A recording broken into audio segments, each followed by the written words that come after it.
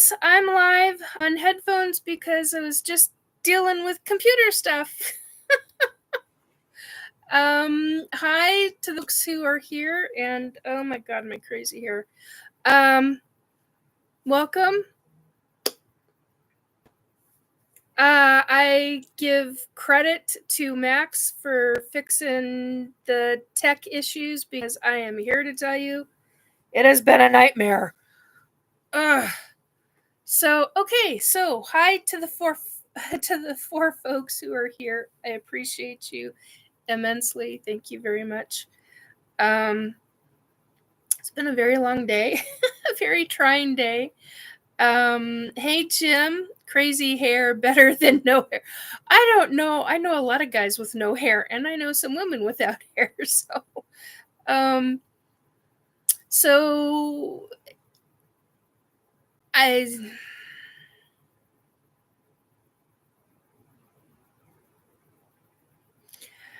I'm getting smart ass comments now through my headset anyway.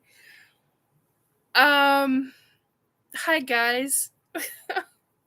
It's been a wild 3-week ride for me. So everything from serious health stuff all the way into and I apologize. I was ready, and all this tech stuff unexpectedly all over again tonight has just messed me up. But I'm finally, I hope to God this is the end of the tech issues.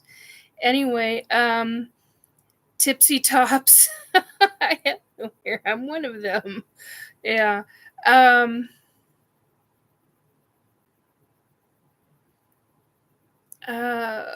Just got done watching. Yeah, I'm not gonna talk about that, Drew. But yeah, I get it. So then I've been up way too long, but I wanted to get back on here and talk to you guys. 1 second. Okay, so the one that's on the phone. Sorry, guys, we got to finish this up because to be able to actually do this is huge. So we're done with everything, Max? Okay.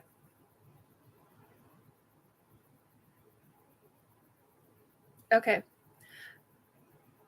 Then I will talk to you later, and I thank you so very much for your help. All right. Go get some sleep. Bye. And thank you. Okay. Oh my God. We've had water shut off for days. Turned back on between 6 and 8 6 p.m., 8 in the morning, but off. Hi, whoever else came in. Thanks, Max. Yes, definitely. Thanks, Max. We've had water moisture issues. Part of the wall had to be opened up. Granted, thankfully it was not the entire length of the wall that they thought was going to. It's been so much going on. So yeah, it's I've had a wild ride. Welcome to the 6 people who are here. I very, very much appreciate you. I did have a number of things that I really wanted to talk about tonight. And hopefully I can find all of the information.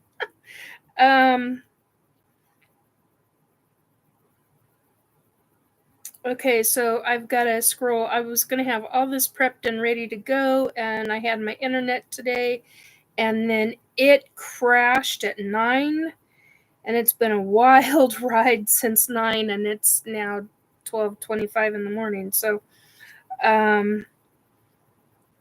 okay, so let's see. I made a note on my Facebook page.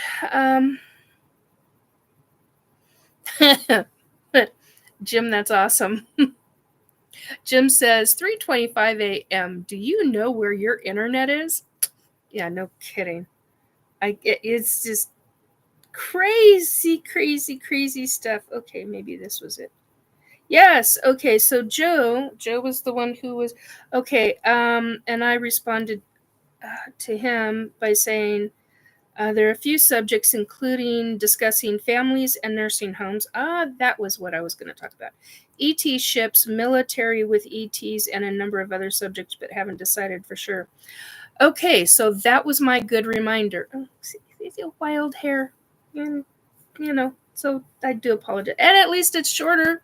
9 months without a haircut. Don't ever want to do that again. Not fun. Okay, so ET ships, I started remembering again. A couple of the ET ships that I was on. Somebody had commented, they had actually triggered a memory for me. They had commented on asking me the size of a ship. And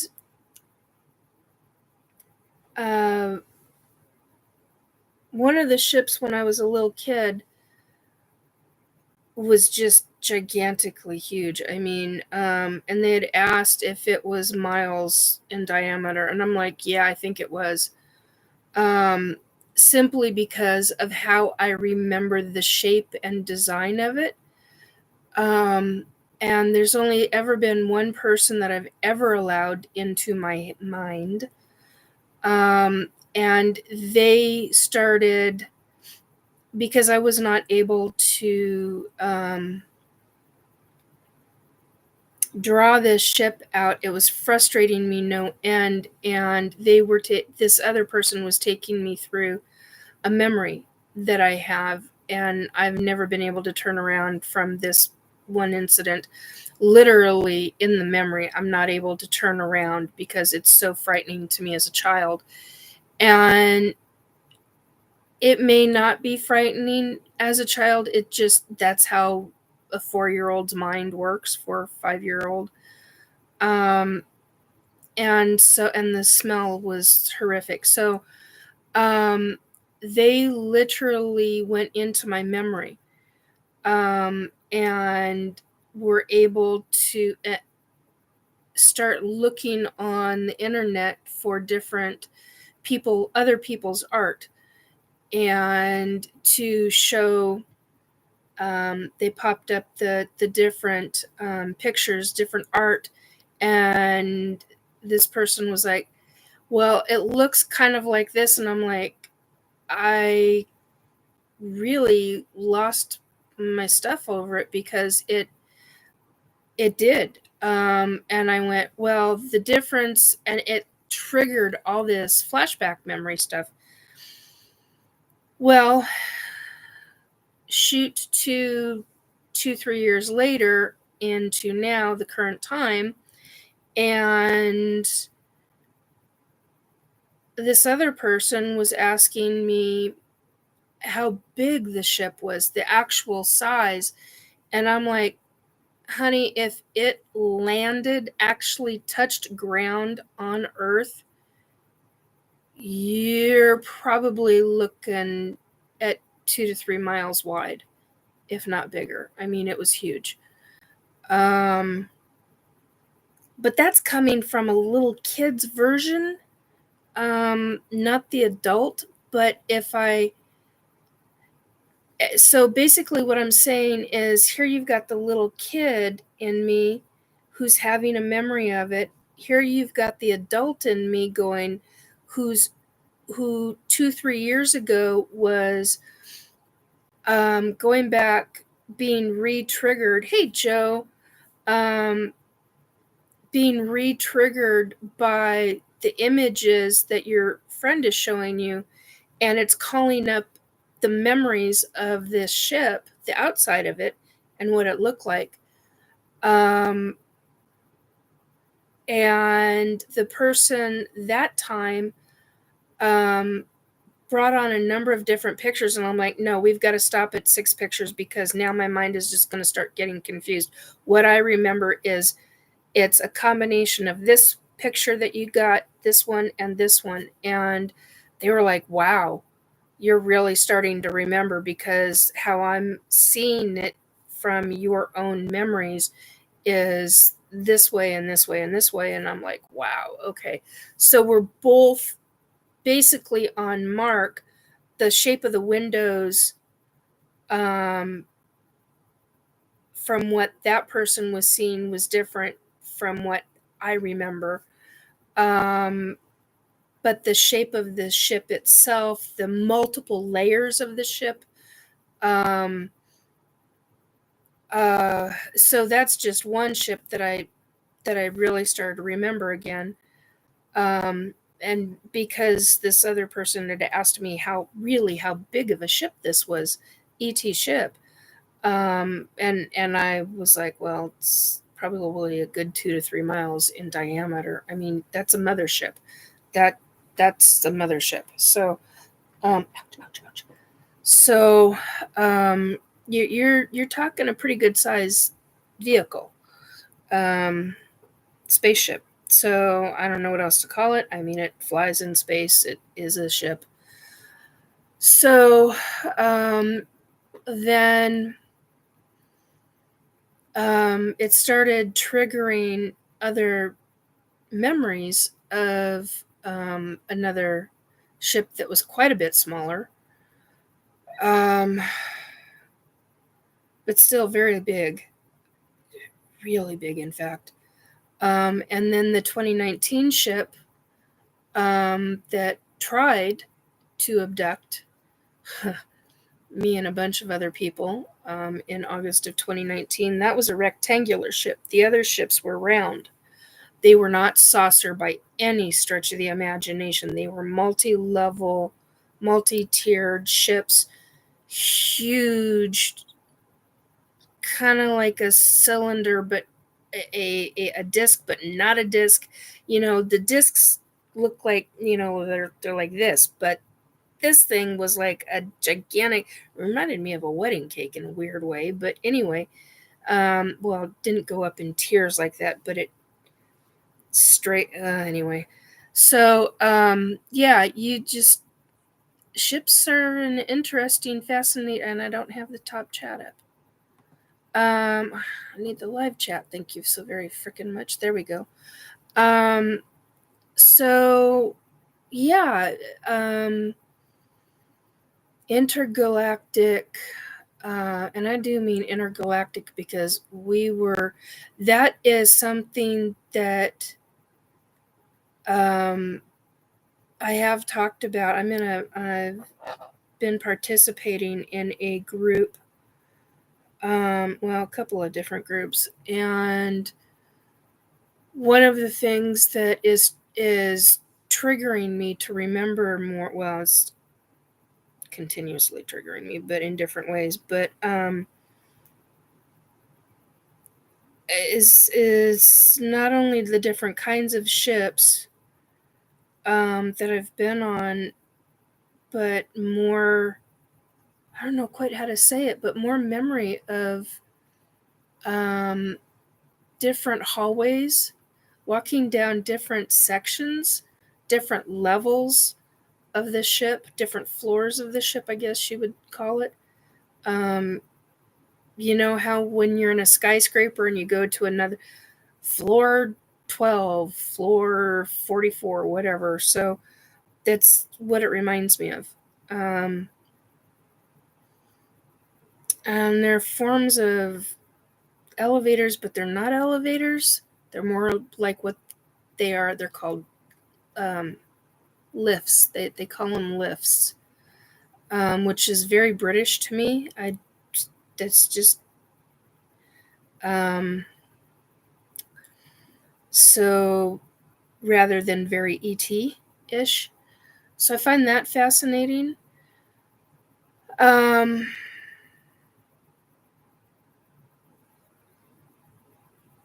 what else? There's a number of other factors.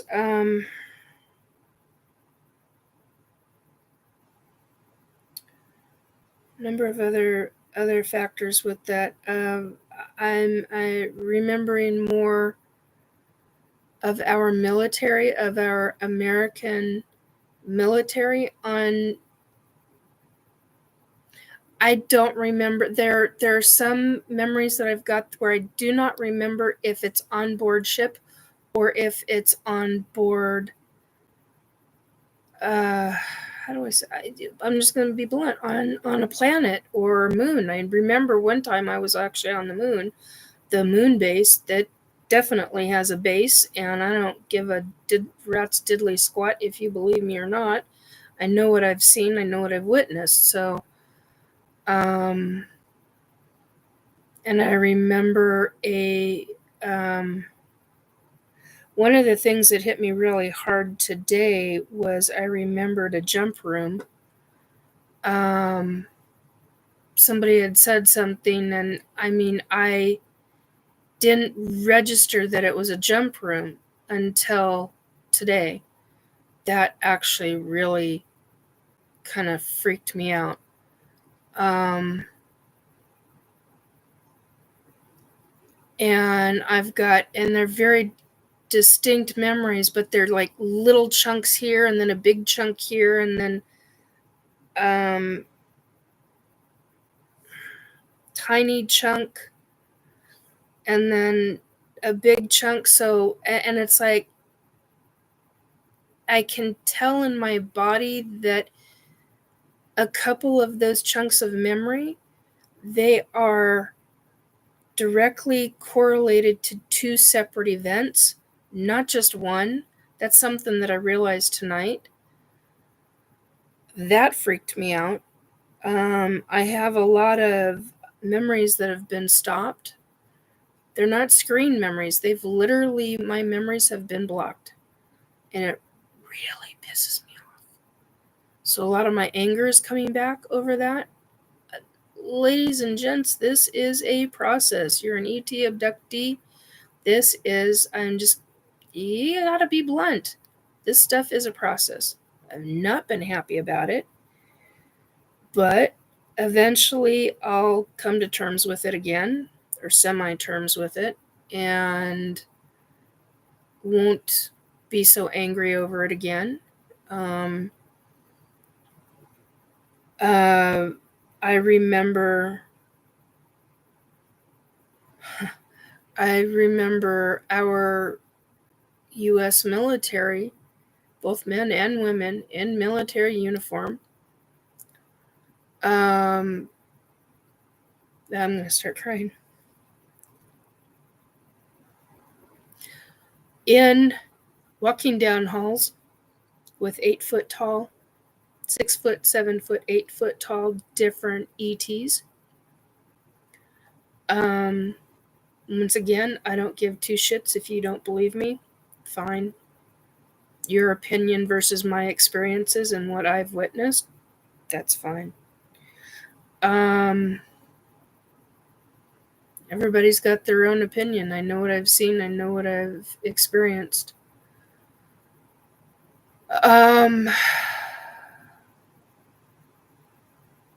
And quite bluntly, I'm really fed up with the bullshit of people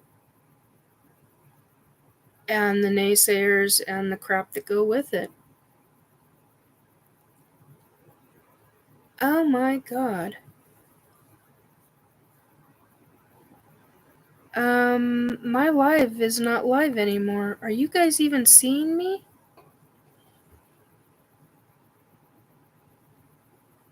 Oh my god, I gotta check. Yes, you are. That was bizarre. I literally went from 18 minutes and 32 seconds to 19 minutes and 28 seconds. What the F? And now it's stuck at 1938. Oh my god. Okay. This is what I'm talking about. Tech issues. Thank you, Jim, for telling me that you can see and hear me. That, yes, you can. Thank you. Very much appreciate that. All the tech shit, I cannot even begin to tell you the kind of day I've had today. Oh my god. Um, so, yeah, I mean, to see your own, well, typically it was men. Um, but I have seen a few women, military women. Um,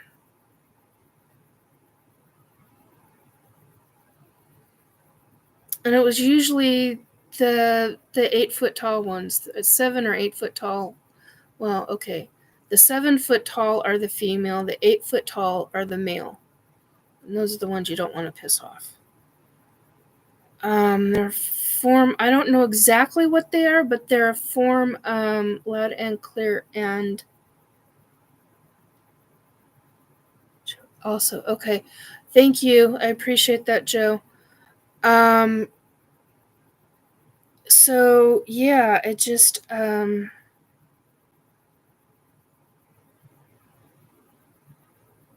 no idea what they're talking about. I remember the guys looking up off to their right. I've seen them where they were off looking up to their left while they're walking, trying to catch up with the long strides of the ET. Reptilian, that's what I was going to say. Form of some kind of reptilian, not Draco, because to me the Dracos are the ones with the tails. Um, so there's that.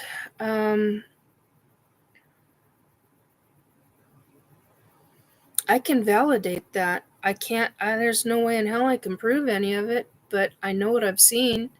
I've even discussed some of it with a couple of retired military folks who can verify uniforms, the color, the design, the whole frickin' 9 yards, can tell me what era those uniforms come from, time period, I should say. Speaking of which, time. That's the other thing that hit me really hard today was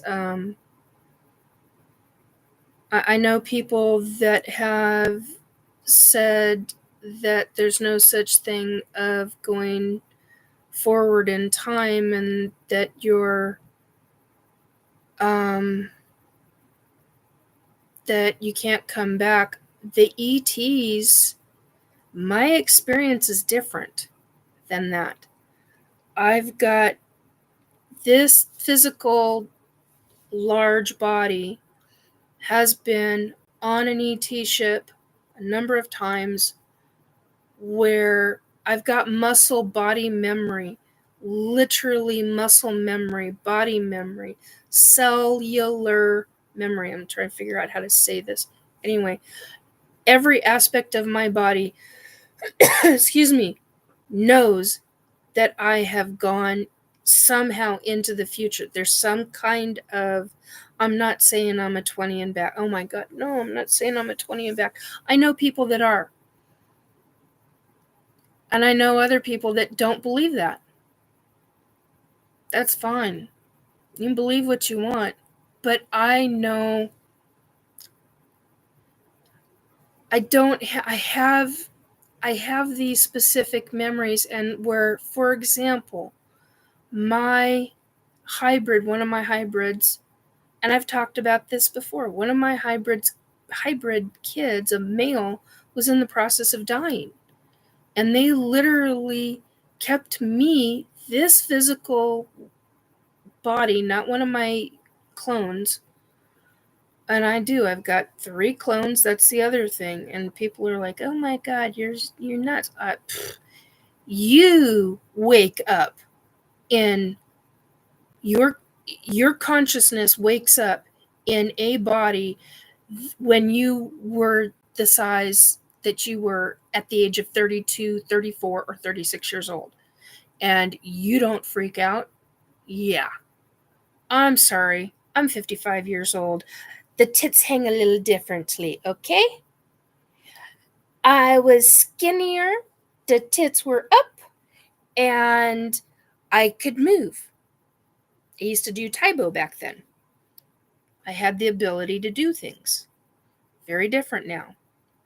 And you may be laughing, which is totally fine. Doesn't faze me in the least if you're laughing over that. So yeah, it's just so that's how I knew I was a clone. And each body is sorry, I had problems with my eyes today. Each body was slightly shaped differently, which is how I knew also how old I was.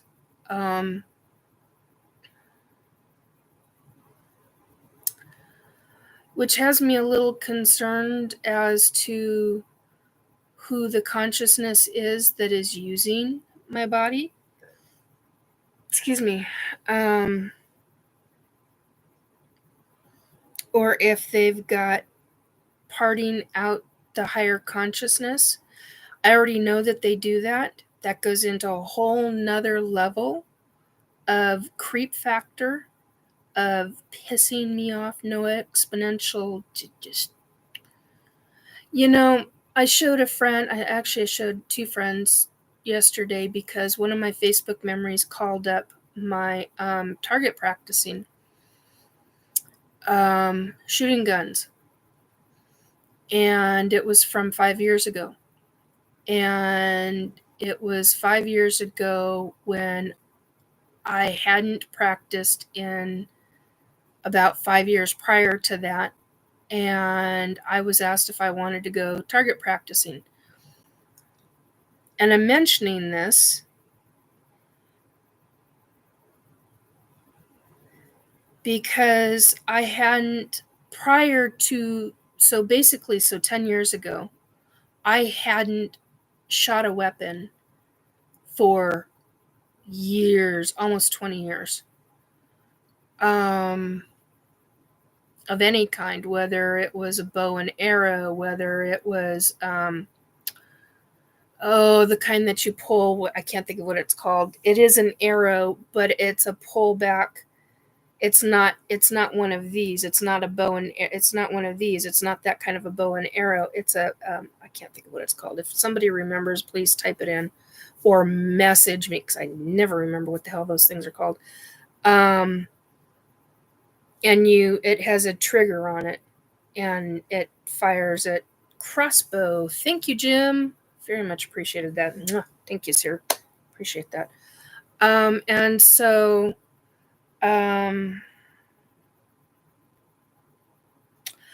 yeah, that's essentially, I used to do those. I used to do crossbows, bows and arrows, God, just a wide variety of things, and weapons, a number of different kinds of weapons. Well, the interesting thing is that it'd been over 20 years since I'd really fired any kind of weapon of any kind. And I went out shooting with a friend, and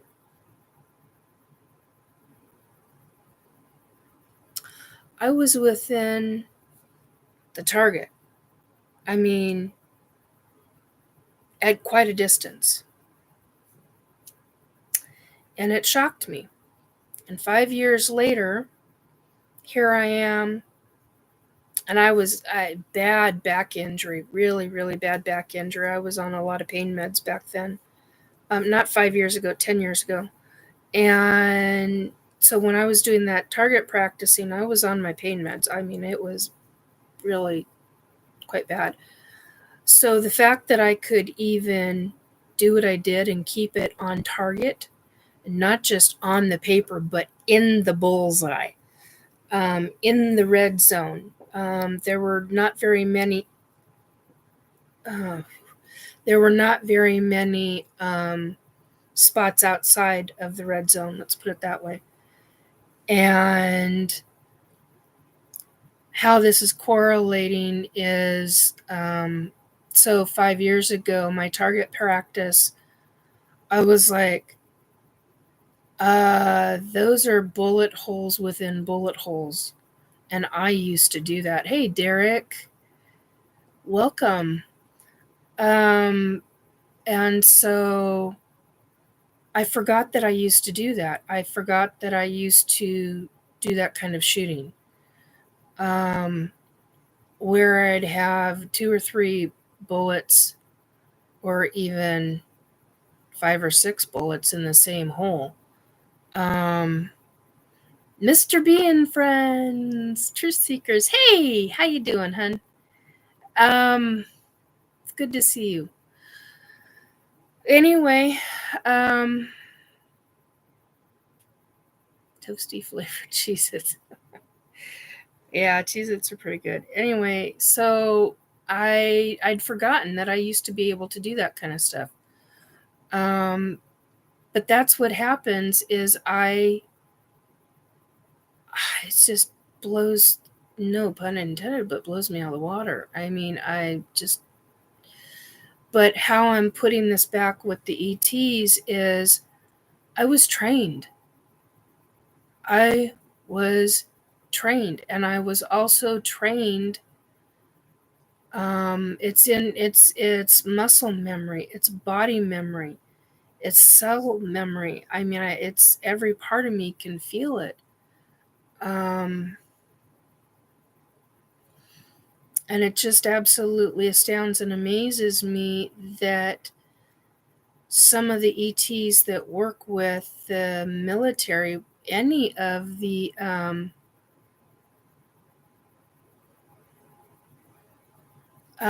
thank you. I'm awfully tired, Derek. Just exhausted, but I'm had a shower and took care of myself, and we got the tech issues done, and hopefully they will be okay and last and all this other stuff. So anyway, yeah, so my ET friends, um there's some that are good and some that are not so friendly. And I've met all 3 kinds: the good, the bad, and the indifferent. That's what I call them. Anyway, so my point is that you get trained as a kid. There are some of the ETs that will train you. I remember being on a little ship. I It's almost like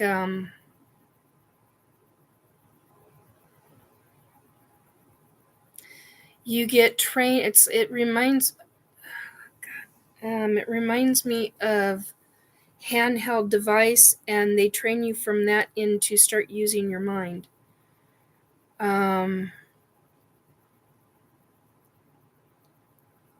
And I got trained very early on to use my mind in very, very specific ways. So you're going from, and I've had ET weapons in my hands. Things get really real when you're standing next to a 7-foot tall female. You don't know what she is, but you know she's some kind of reptilian. She's some kind of hybrid between a reptilian and like 3 or 4 other kinds of ETs. And yeah, I'm all squeaky clean. You look like you have a shine and glow to you, Nikki. um, so anyway, it's just amazing to me that when you have a weapon in your hand, things come back to you, and they trigger different things. And so and I'm dragging on, and I apologize. It's just been a very, very, very long number of days with the water issue, and or the water, the pipe break, and it's affected a lot of people. It's not just me. It's affected a lot of people. So, and everything is being done, and it's being done right. But oh my God. Um, but it is what it is, and you get through it. Um, so, but my point about the stuff is just it amazes me how much of that is still in your cell, in your cells, in your muscle memory, in nerve memory, in every aspect. It truly amazes me what our bodies remember. Um, there have been times where I've had an ET touch me, whether it's been on my head or my shoulder or my chest. I don't mean my breasts, I just mean, like the décolleté area, or kind of like right up in here or up in here. And um, it calls up so many different memories. On the stuff today with realizing about the jump rooms, the two jump rooms that I've seen. Realizing, I always said it was one. I always thought, well, what is that room? I never understood it, and I remember different sections of it, but it's classified as a jump room, but I don't remember it as a don't remember that term being used. I remember a different term, and it's a term that I don't hear unless I'm on board ship, or unless I have ET here and they're in the process of shutting my head down and on my body down and all of that. So, and accessing different parts of my body so that I can be a little zombie automaton to walk to wherever they need to be walking to.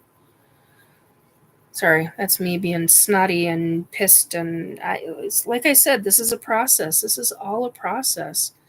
Um,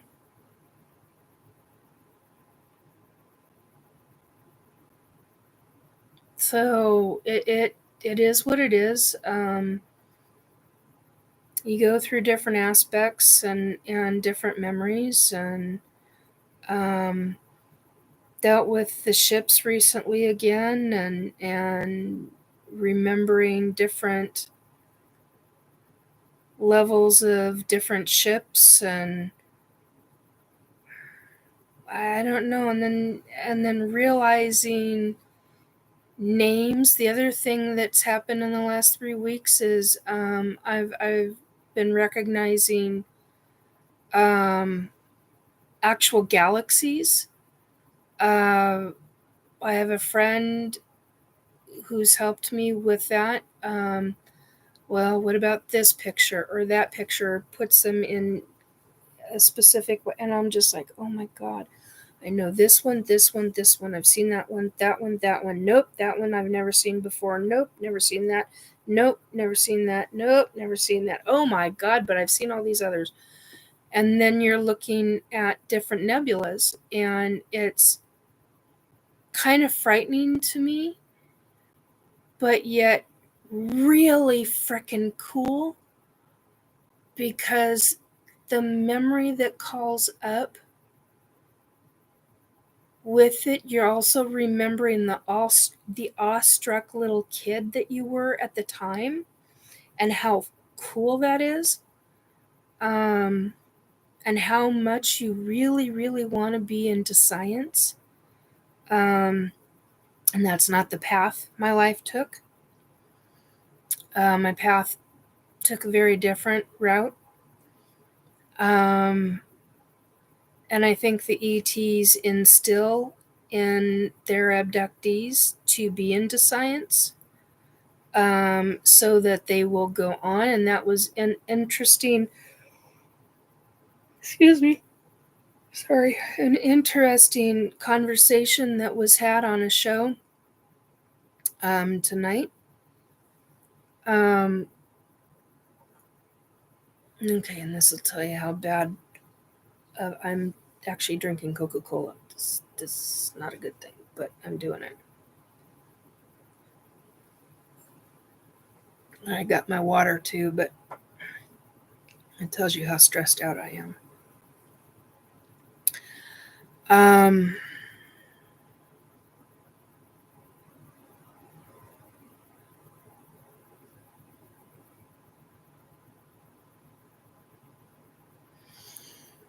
Yeah, that's pretty serious stuff that's going on in Iceland. Derek's commenting on it.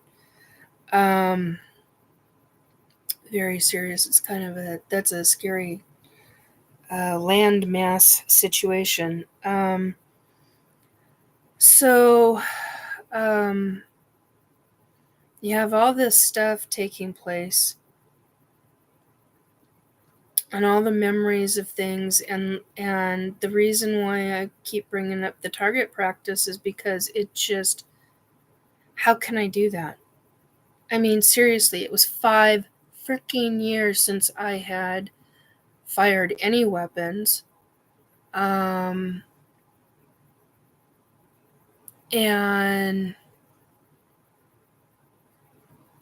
make it to where I hadn't practiced on an even beginning regular basis. Hello to the 8 people who are here. Thank you for coming in. I haven't said this before tonight already, but please like, subscribe, and share. If you think it's valid and goes with information that you want out, go for it. Please feel free to share it.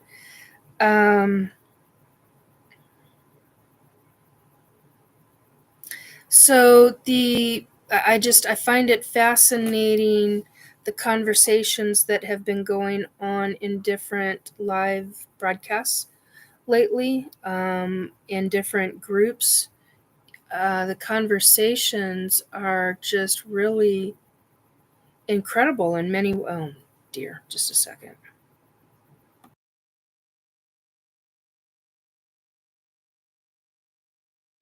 Sorry, guys. It's fascinating in so many different levels and so many different ways. So, and the question that keeps popping up over and over and over again is why are they doing this? And it has to do with consciousness. Hey to the 9, I appreciate you coming in. Thank you. So, and I'm really out of it, and you're going to hear a lot of ums. I try not to do that. So please forgive me on a lot of how this is coming out. It's not exactly how I want it to come out, but it's coming out anyway. And I'm actually live again, so hopefully the tech issues won't be tech issues anymore. Not anti. Anyhow, so things are really fascinating regarding the viewpoint of many people, and basically what I keep getting told is it boils down to consciousness. It's the ones that are very nice and loving and caring. It, for them, it is all about consciousness. Hey, Sovereign.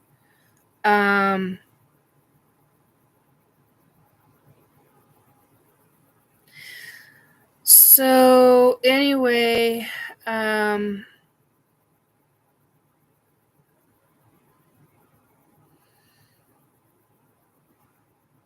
anyhow, so it's gonna be it's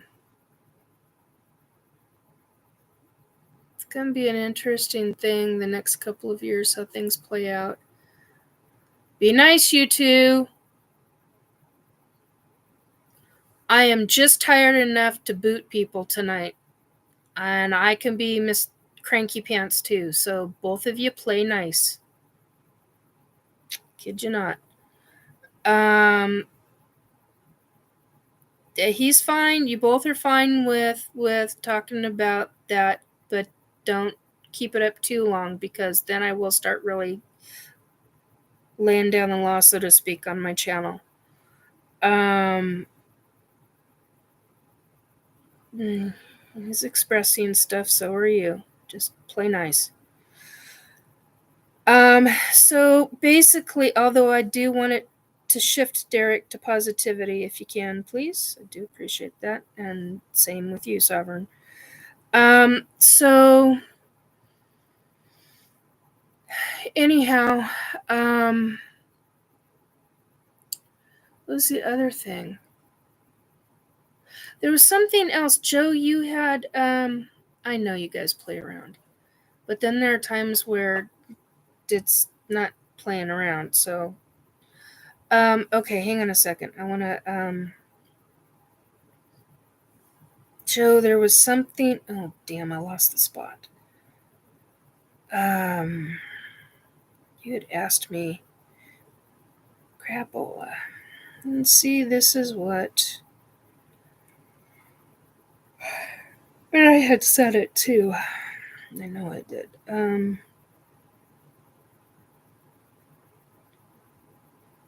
Aha. Okay. Yay! Okay.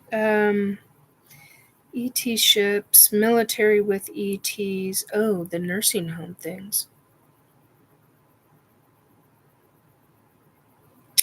Yeah, I'm not ready to get into that just yet.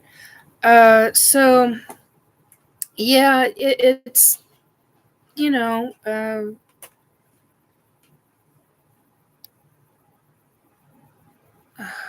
I don't remember what I had written on that. Oh, I gotta go look. Or, multiple different worlds.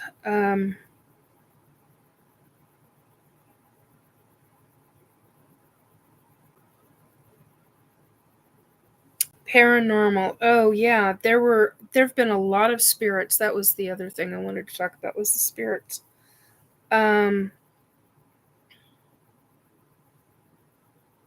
Okay, let's see if we can do this.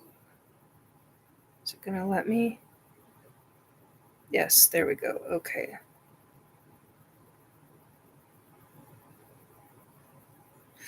Yeah, Sovereign's right about that. Many old world tunnels are not human built. That's actually a prediction that I put out. Hello to the 10. Thank you for coming in. Appreciate it. 11. Thank you. There are a number of tunnels that will collapse between, and it was a download that was given to me not just by the ETs but by spirit, um, and there's no way to say it politely. I mean, it's literally between Canada into the U.S., and it goes down like something like 3.5 states down from the Canadian border. So I mean, it's just, that was a prediction that I talked about 2, 3. I was trying to think if it was 4 years ago or what, but I think it's somewhere between 3. Sorry, it's starting to kick in. Somewhere between, I'm going to say 2 and 4 years, but yeah, it was just, it's crazy. And they're big underground tunnels. I mean, these are like, I mean, something causes them to literally, I literally saw them. You have ground, level ground, and then they're gone. The ground is just gone. And it takes out homes, it takes out a lot of things. So you'd have to go back into a lot of the different shows that I've been on, really starting in 2018 to start see it exact. Yeah. Sorry. See what I was talking about? To get into all of that. Um, Figure things out in the timeline of it. It was supposed to start next year.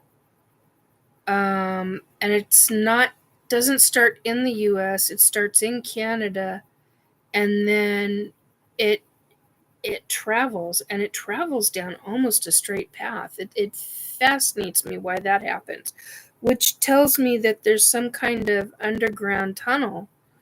And I have my own opinion. Um, but what I was shown, it was like ETs underground. They had underground ETs, and somebody just did something that they shouldn't have been doing. But at the same time, it was also part of some kind of bases. I don't understand that. I mean, I know what an ET base is, don't get me wrong. That's not what I'm saying. I'm just saying I don't understand why they would deliberately do something that, I mean, unintentional would cause something like this. I mean, it makes no sense. So, um, sorry, my face is getting itchy. I had a little bit of an allergy food today, and I'm paying consequences. So, no, I didn't. Sovereign Tataris. No, I didn't know that.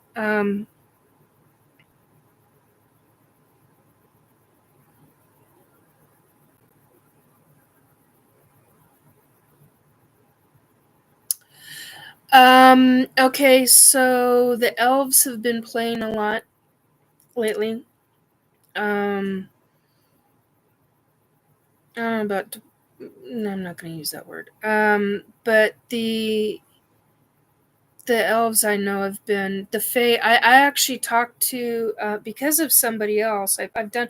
That's the other thing. In the last I don't know 2-3 weeks, but really in the last 2 days, I've done an extensive amount of psychic work, which has also been very draining, but very very informative.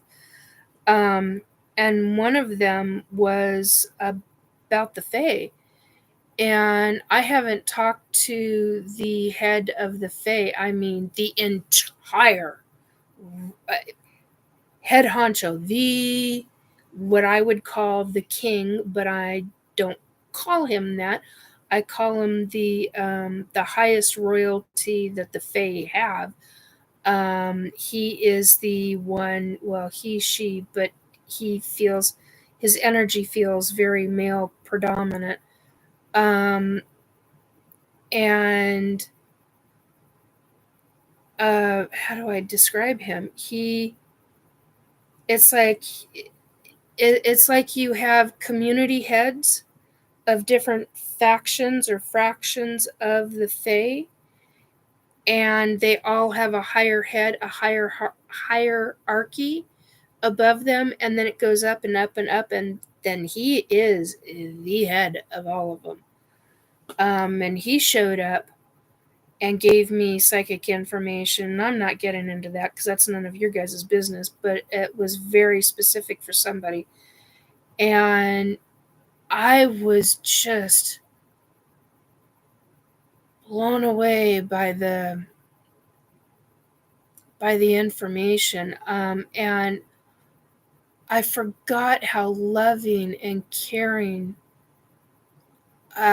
He was real specific, man. I mean, very um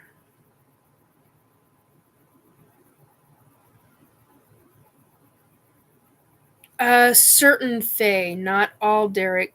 Derek's saying Fae don't like iron; it burns them on contact. Certain that comes down to certain races or species. I don't know what you want to call them, but certain sections of Fae are like that. Not all Fae I know.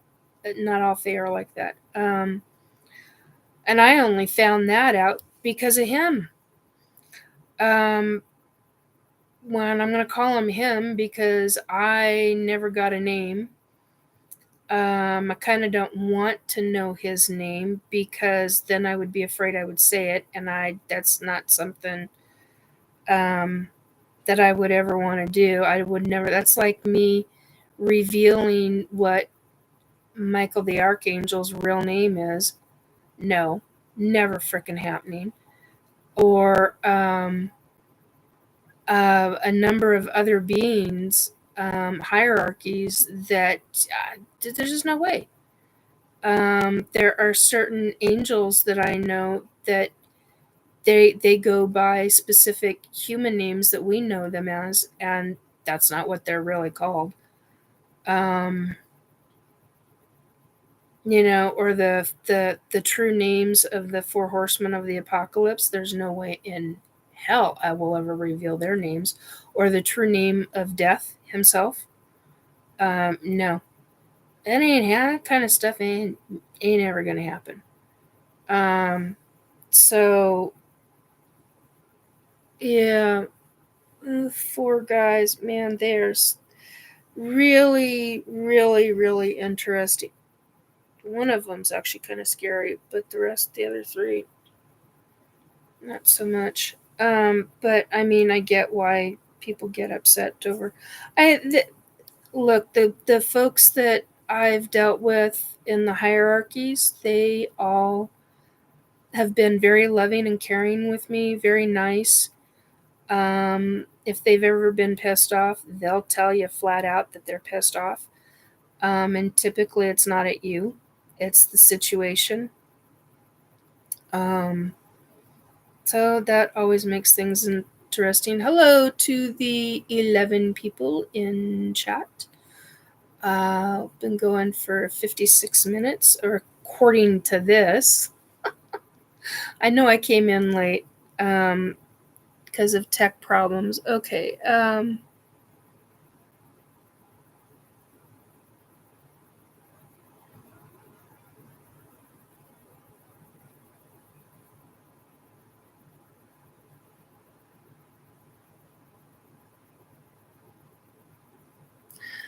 Uh,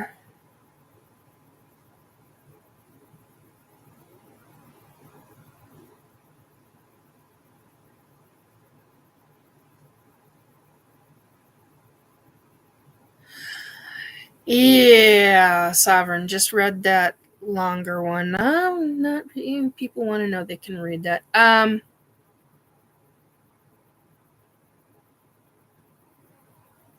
Yeah, I agree, Derek. Weird how metals are a detriment to certain species, but also a bonus to others. Yeah, very much so. A gold is excuse me, to some hierarchies, gold is it helps alleviate certain things. It provides better communication. Brass is that way for others. I mean, it just, there's so many different levels. And then I was just going to comment on nickel, and then I just decided not to because that's probably going to get nailed by YouTube. But yeah, there's anyway, it gets kind of interesting to say the least about metals. Yeah. Sovereign comments on so is salt on certain occasions. Yeah, I mean, um, salt, you can put a ring of salt around you and protect yourself from certain beings. Same thing with I mean, it's old school. I mean, you talk old school. That's old school. Then you, and certain kinds of salt too. That's the other one. The other one is uh, red brick dust. That's another one. That's extremely old school. Um,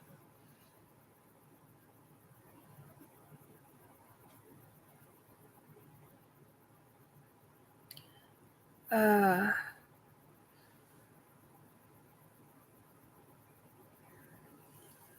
Mm.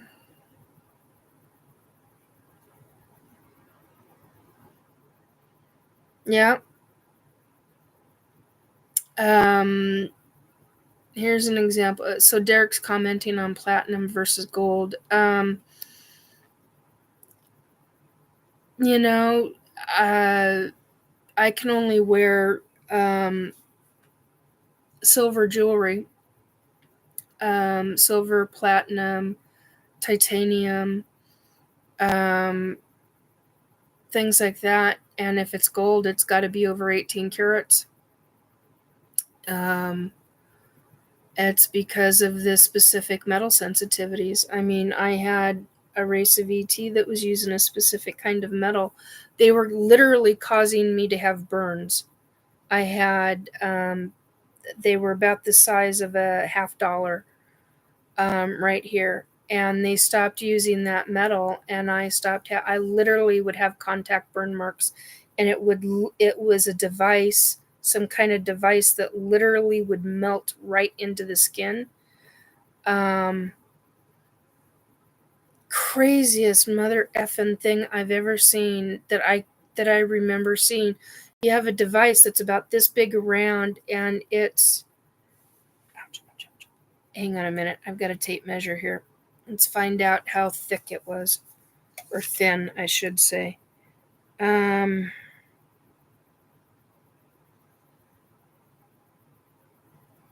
about an eighth of an inch thick.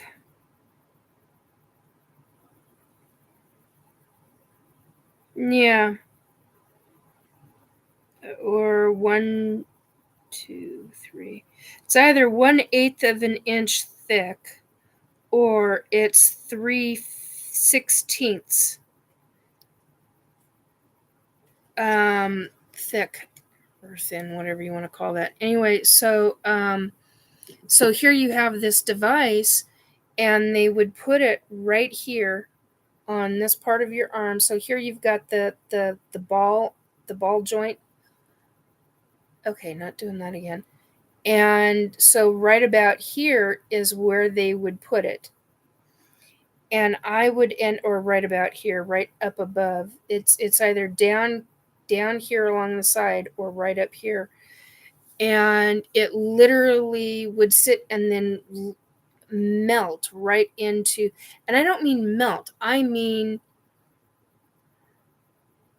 it was some kind of device that um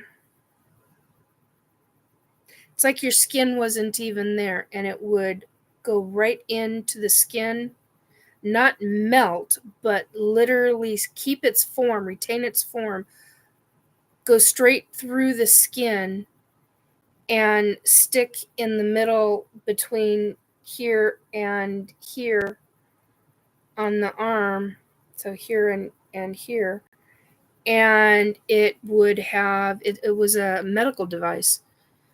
But every freaking time they used it on me, I got I got a burn. I would have blister. I would have it's kind of like a radiation burn.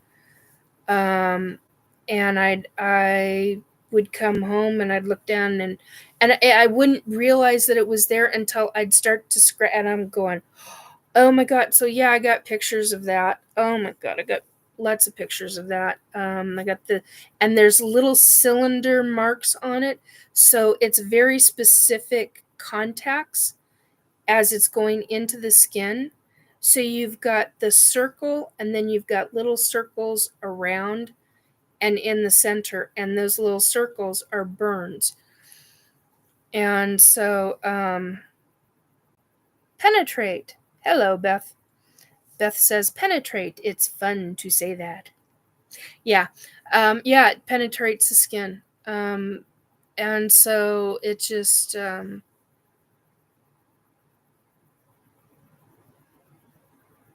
it was like the skin wasn't even there. That's what it reminded me of. It's like, if you take like a hot knife through butter, it just goes straight through. That's what this was like.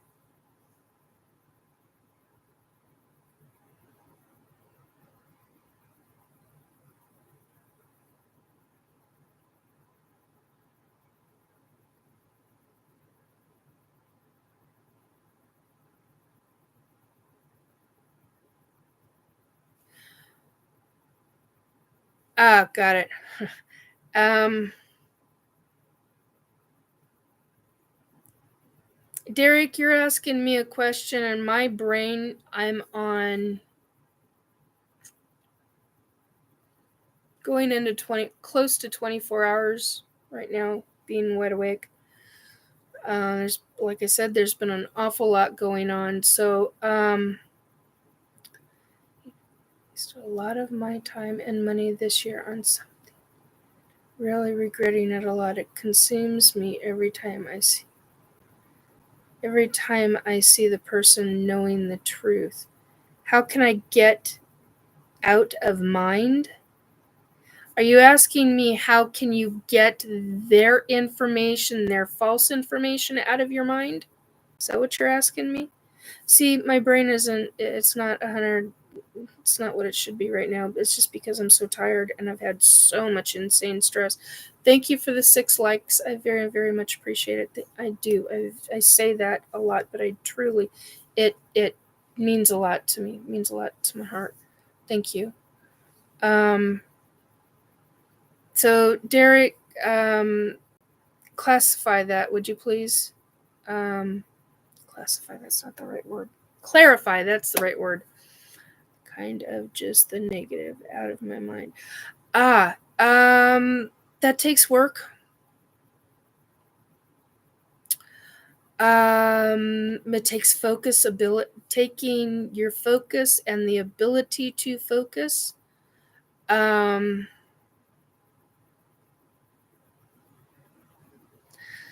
And that can be a hard thing to do sometimes. So keep focusing on the negative, not the negative. God, Nikki, keep focusing. Sorry, I literally read that as I'm looking back. Thank you, Beth. But keep focusing on the positive and start retraining your mind with different positive words. Yeah, there's only a couple of people that can get away with what she does. She's one of them. But, or how should she, it's because I can hear her, and it's interesting because I've never heard her voice, or at least not that I'm aware of, or not that I remember at this second. Anyhow, so my point, Derek, is that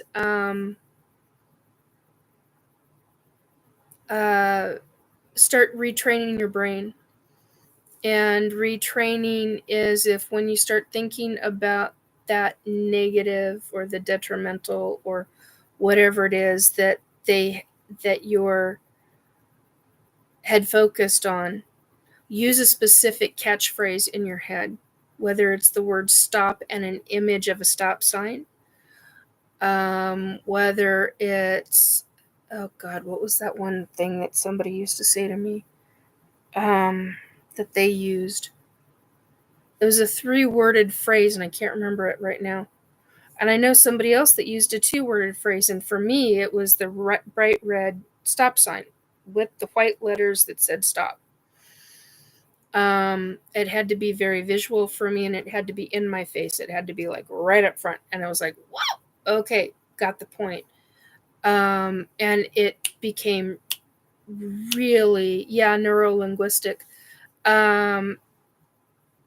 It really helps with pinpointing and getting this figured out for yourself. But you have to come up with the words that work for you in your self-talk. And when you do that, then it will slowly start to shift and change. The other thing that you can do is start putting post-it notes around your home, whether that's on a refrigerator door, whether that's on a mirror, whether that's on a microwave, whether that's on a steering wheel, or on a dashboard. I don't know why a car kept popping up, but it did. Whether it's on your swing, Use that word or that catchphrase to get your brain to start to readjust, and it will literally, when you start doing that and you start making that a focus, it's changing and shifting the focus and the energy. And when you do that, you can then start working on the positive and using a positive catchphrase, using a positive, and there are things that I learned through my counseling that you may not want to do because they can, like the word just or the word that or the, what is it? Oh, there's a bunch of them. They're little words that can turn things around in a negative way in a positive sentence. And so it can really flip things. So that's something to think about. Um,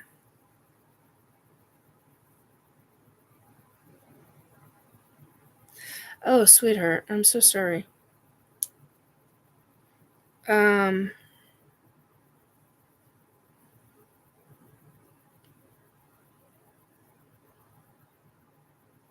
a rough 6 weeks. Yeah, flipped your vehicle off the interstate on Sunday coming back from Virginia. Been a rough. Oh, hon, I'm really sorry.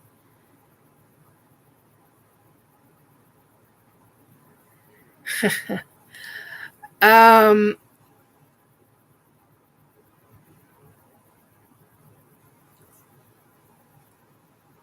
anyhow, so that's how, Derek, that's how you do that. So what else were we talking about? There was a bunch of other things. Anyhow, so the metal device, literally, it's like the skin isn't even there, and it just goes, and the skin sucks it in. Um, it never hurts. No, I take that back. It becomes really uncomfortable at times, depending upon whatever that device does. Um, but it's some kind of medical device, and then it comes out of the skin. Um, and they get whatever, and that device is specific to you. So when it comes out of the skin, it's never, from what I remember, it's never ever used on somebody else. I'm assuming because that is a, what the hell is on that?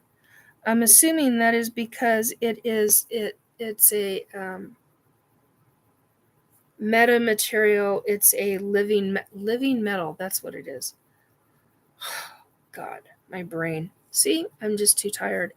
Because I knew it was a living metal. Um,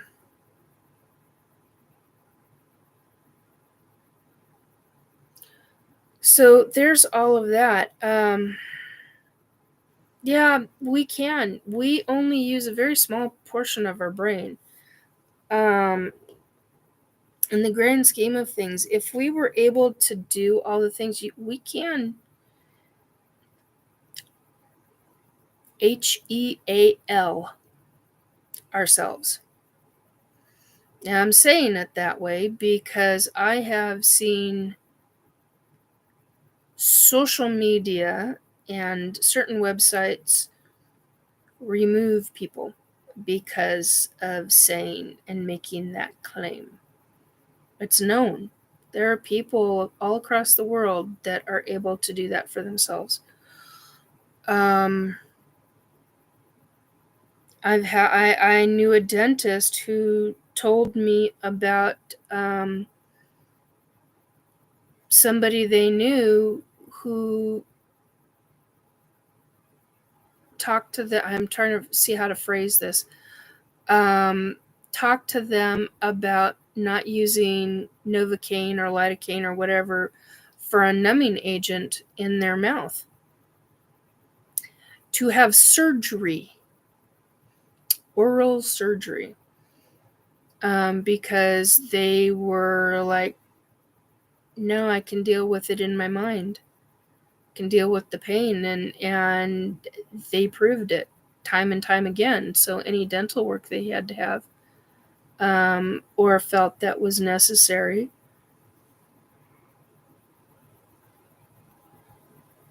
excuse me, it becomes very fascinating as to how we operate.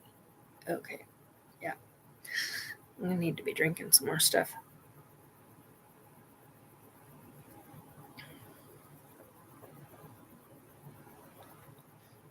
I'm gonna make a comment. Hopefully, it doesn't get nailed. The Coke also coats the throat. Behave yourself. I know where you're going with that. Anyhow,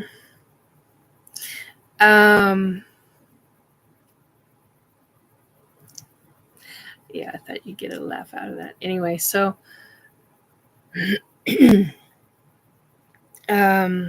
else was I going to talk about? AT ships. Paranormal. So spirits. And we're an hour and 16 into this. I'm behaving so far. Yes. So the spirits have been extremely active, to say the least.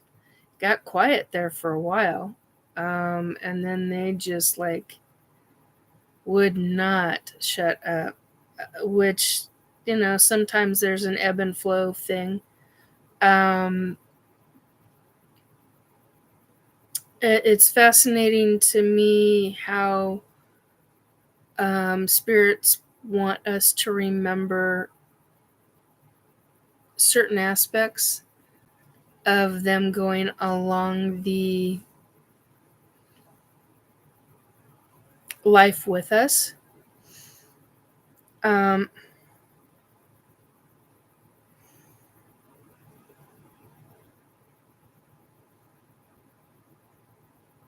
Speaking of which,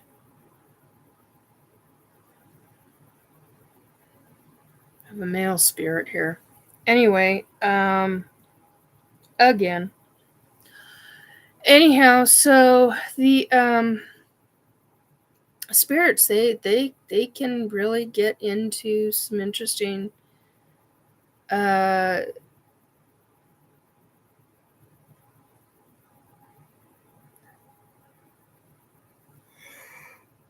excuse me. Beth, he may want attention if he's doing that. Just talking about a spirit who's a soldier. Um,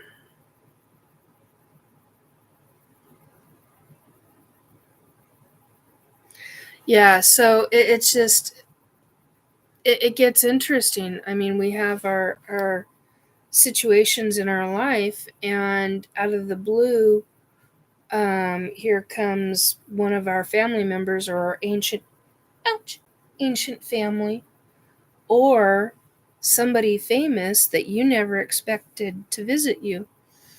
And that can make life very sorry guys, very interesting in many different ways regarding how to do things and how to deal with life.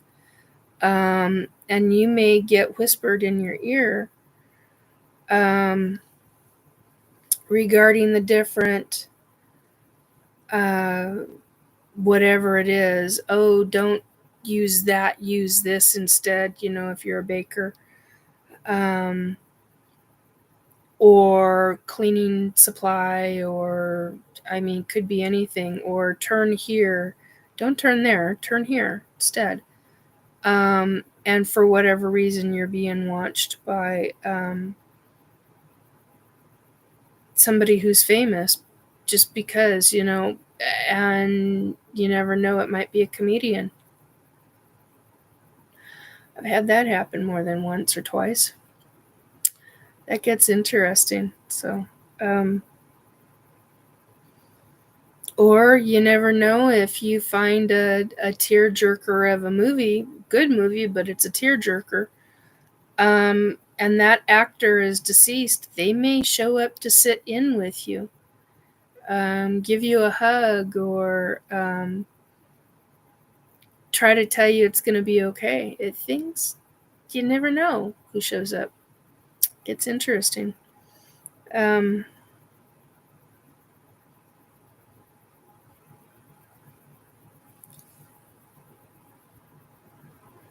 yep. Could be Beth is saying, now I know who says he, he in my ear. Okay, Michael. Yeah, see, that's the thing. I mean, it could be him or it could be a spirit guide, and maybe he just is wanting extra attention. Um, so, or trying to tell you a different, maybe the word he, is regarding a specific phrase. Could be in another language that sounds like he in English. Found that out the hard way one time. Um, excuse me, not with that word, but with something else. Anyway, what else?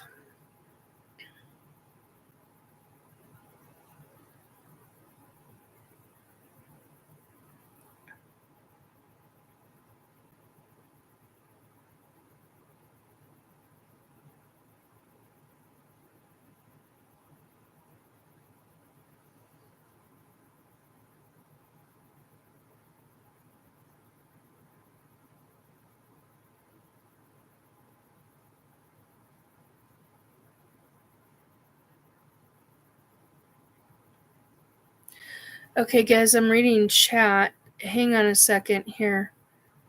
Derek is talking about healing oneself, and that his daughter has a specific illness, and that our Keith Andrews helped him with learning a technique, and those technique works. Those techniques, that specific one, they work. I've been there, done that for myself, and I've done that with other people, and they really are a stunner. They really work. It's not just a complete belief system, it's also using your body's energy in a specific manner, in a specific way. Um, and it makes life truly fascinating, especially when you find out that what you've been doing actually does work.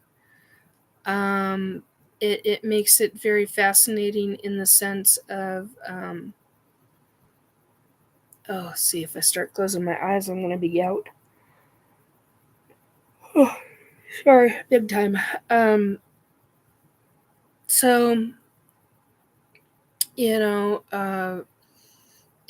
those kind of things work.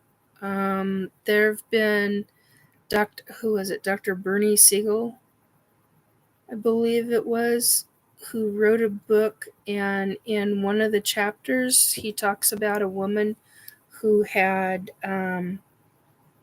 said some kind of the C word, form of a major medical illness, and they were going to treat her. Her doctors were going to treat her with chemo. And he had taught her a technique about thinking of the sea as a tree. And I remember reading that. My mom showed the book to me. I don't remember what the name of the book was, but it wasn't very big. It was maybe about that big. You know, about yay big. Tiny print, but big enough that was good. It was fine on the eyes and fast. That one chapter was a really fast read, and basically he told her to consider the sea as a as a tree, and that she was chopping down and destroying that specific tree. And she had tests done. I mean, medically, they proved it scientifically. It worked for her. And I was just like, wow. And I know other people that use a combination. When they had that, they used a combination, of that kind of technique combined with significant alternative therapies, and that worked for them quite beautifully, in fact. Um, so it's what your belief system is. You have to do what you believe in. And that goes into the intent factor. So, yeah, I mean, and I've been known to do that in helping others, but it's also, if you're helping somebody else, then you've also got to make the realization that it's not just your intent, it's what the other person believes in and what their true from the heart intention is. It has to be from the very depths of their soul in order for it to work. If there's even a niggling bit of doubt, then it will not. I mean, it doesn't. It's not going to work for the person. So, um, uh, okay. So Beth is saying she was rushed to the Thursday morning. Spirit that followed me from the ER on the ambulance and through the surgery at the next hospital.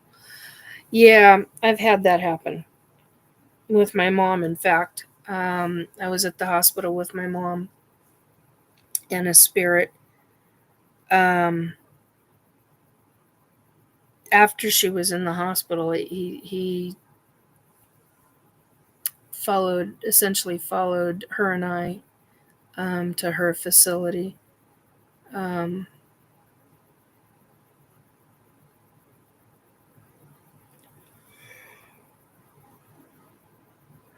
excuse me. So yeah, it makes quite the difference regarding all of this. Um, but it's, yeah, it's quite the process. You've really got to work at it and do your belief system. And it's not just how strong you believe. Um, it's about intention, and it's about energy and a bunch of other factors involved with it. So, and a lot of people don't realize that.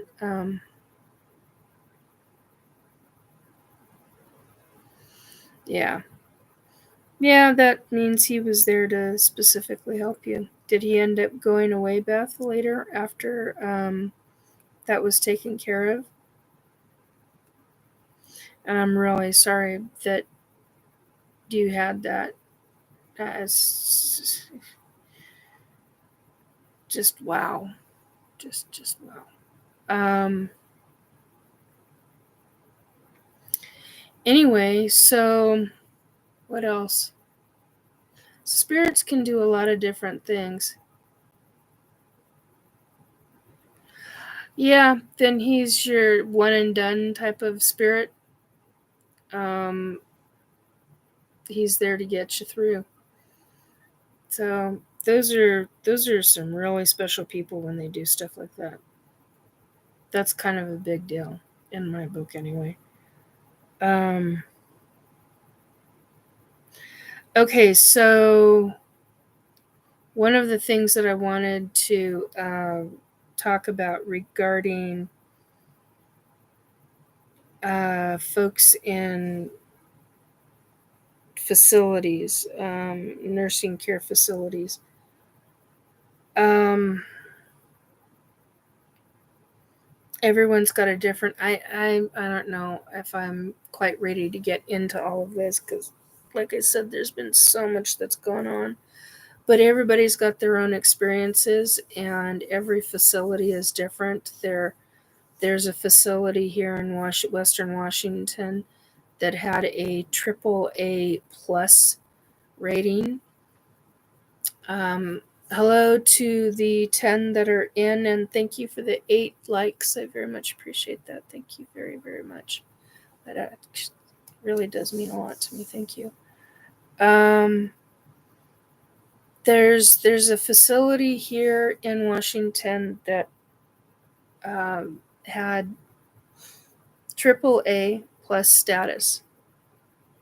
I would not put an animal, any kind of animal, in their facility.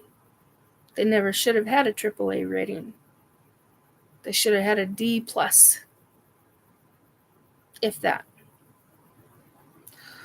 Matter of fact, at one of the hospitals that my mom was at a number of years ago, I told the doctors.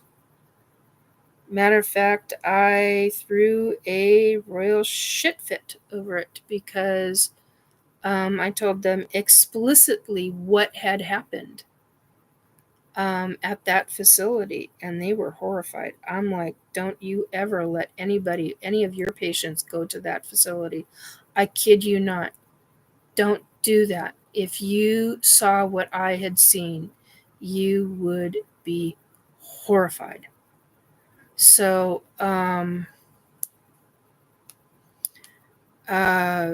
it's kind of a big deal regarding something like that. And one of the comments that has been made to me and to a number of other folks was, well, it's a nursing home. That's what they're supposed to do. There was some comment like that, and it made me realize that not everybody has what really goes on in these facilities. And it's a kind of a naivete. And I was the same way. I mean, I am preaching to the freaking choir here. I mean, I've been down that road. I found out the hard way what a lot of facilities are really like, and so it's kind of a big deal, that kind of stuff. So just be aware that if you've got family going into a nursing care facility versus, there's different forms of care. There's nursing care versus oh no, now I got a brain fart going on. This is because I'm tired.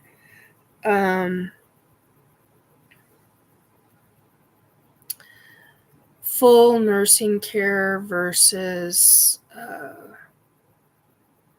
not walk in, not come and go. I can't think of what it's called.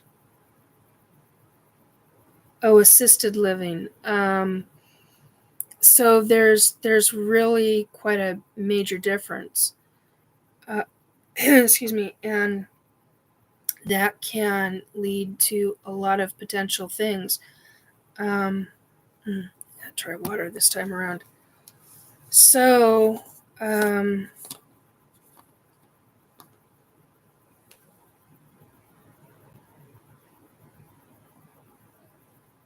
nursing cares can run $15,000 a month.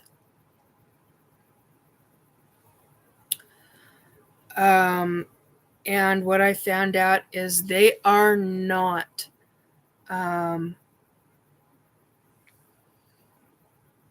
they do not have certain people managing them.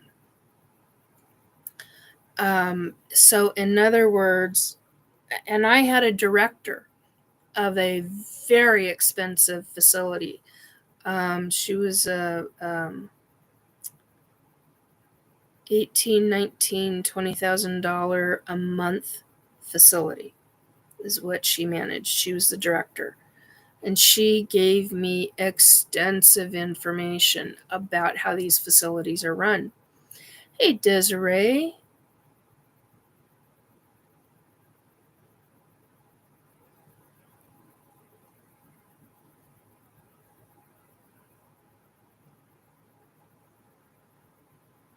off.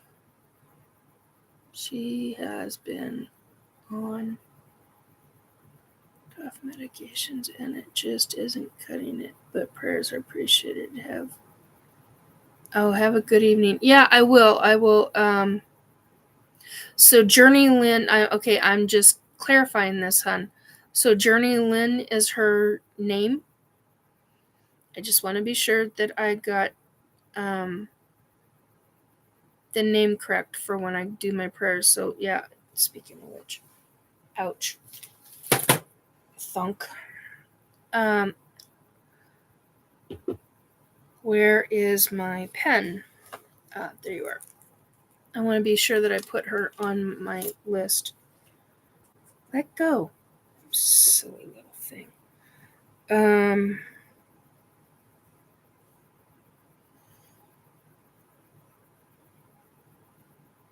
Because I am so tired right now, I can tell you I will almost guarantee that I will not remember this. Yeah, oh, you're welcome, sweetie. Derek. Desiree's daughter.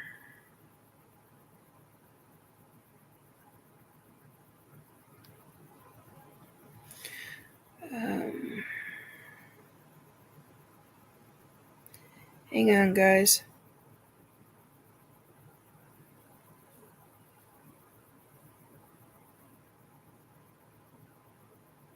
Yeah, it's scary when you've got kids that are ill. I knew somebody that, it gets real scary real fast. So I totally understand that. Yes, she will be in my prayers. Go back to sleep, dear. I will. I'll put her in my prayers.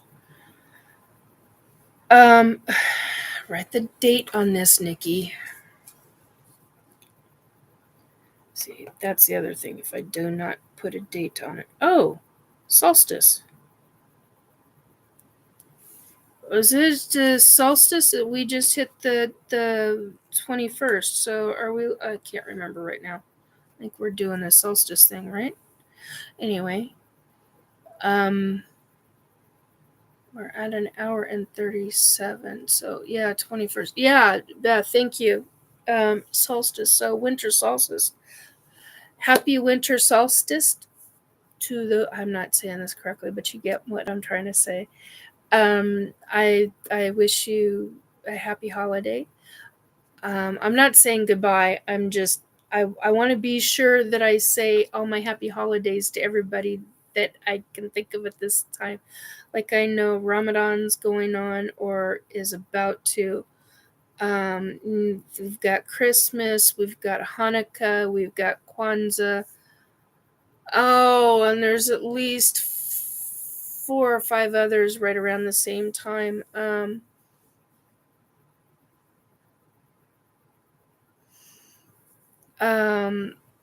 So I want to wish everybody, like I said, I'm not going away just yet.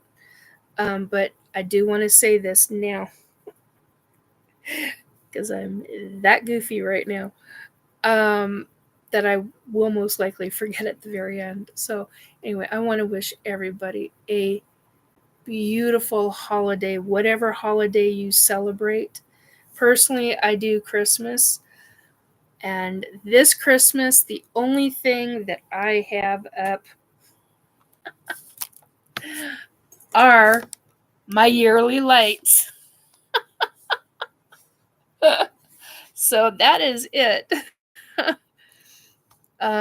With everything that's going on, I don't have it in me to do the wreath up on the mantle. Every year we've had a wreath, or the boughs going across the kitchen, the kitchen living room. I've had my grandmother's wreath up, which was handmade back in the 1950s. It was a wedding gift for her and my dad. or an anniversary gift. I can't remember which. And she had started working on it. 'Cause I can't remember. I think they married in 62 or something like that. But I know that she was in the process of working on it um, for some other project. And it essentially took her quite some time to work on it, a number of years. And she got it put together, and it's heavy. It's a heavy, heavy wreath. Um, it's got real thick metal going around the back base of it. Excuse me. It's got gigantic pine cones, the kind you can't get now anymore. And organic nuts in their original shells are connected to. I mean, it's just very, very, very specific. Just it's just beautiful. I just love it. Anyway, so yeah, I usually have all of that up, and there's a great big picture that my mom and I, when I was a child, we colored. It was our, I think we finished it in 5 years. It was a coloring book, the size of bigger than my table. And it's of Santa and his elves in the workshop. And it's just huge. I mean, it was an open out, it was the center section of this coloring book. And one of the things that my mom did, and my face was itchy earlier, now it's my head. So this is all allergy related. Sorry guys. So if you see me scratching, that's what it's from. It's like, yay. Anyway, so consequences. Natural consequences too, I might add. Anyway, so the thing with it is that one of the things that mom found a subject matter that we could do together. And I think it was her and my grandmother and my grandfather all chipped in to buy this coloring book, and it was just an elaborate, beautiful coloring book. And mom and I would color something out of it every Christmas. And one year she said, "Why don't we take a couple of years and just for half hour every night, at the end of the night, just kind of relax, listen to Christmas music, and do this." And so that's what we did. And I think it was about 5 years later, we had this very huge, and it would take up the entire wall of this mantle. I'm not joking. I mean, it's that big. And she had my great uncle make. He was the wood carver. She had him make a picture frame for it, and it's a very simple picture frame. And the back of the picture frame is it's not, none of it's in glass or anything like that, but it's something that I treasure because mom and I did it.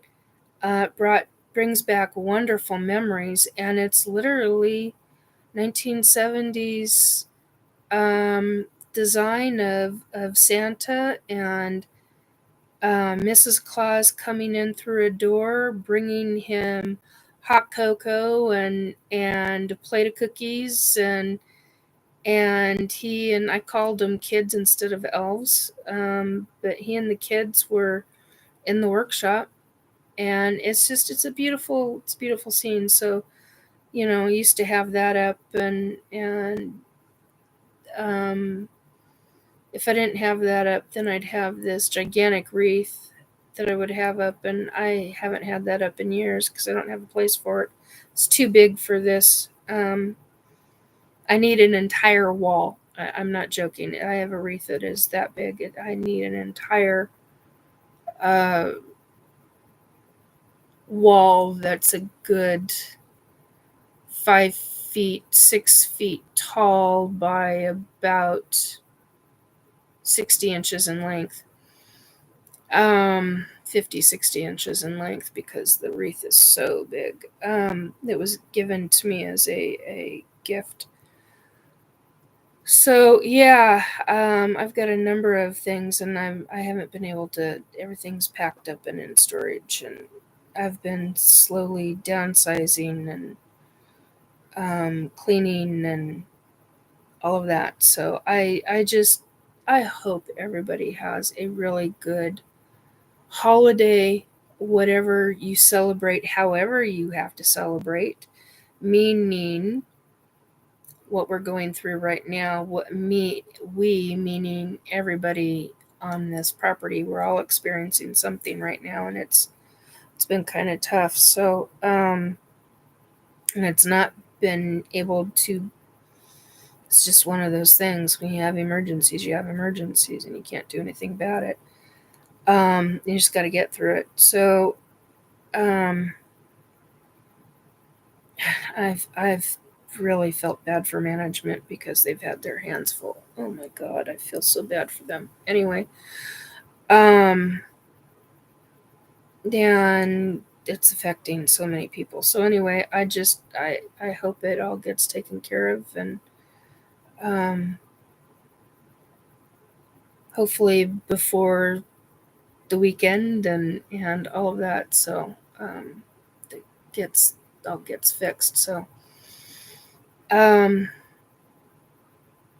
and I just wish everybody good wishes and happy holiday. And for those that celebrate Christmas, I wish you a very, very, very Merry Christmas. And see, I'm tired and I'm babbling now. But I do. I wish you a happy Hanukkah, happy Kwanzaa, happy Ramadan, a Merry Christmas, and all the other holidays that I'm missing. I wish you all well. Um, and those that are single, I hope that you do something special for yourself. Take this time to celebrate you. You know, um, just enjoy. Um,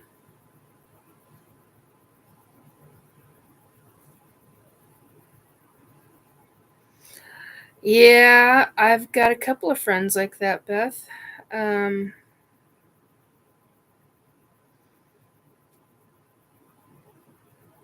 yeah,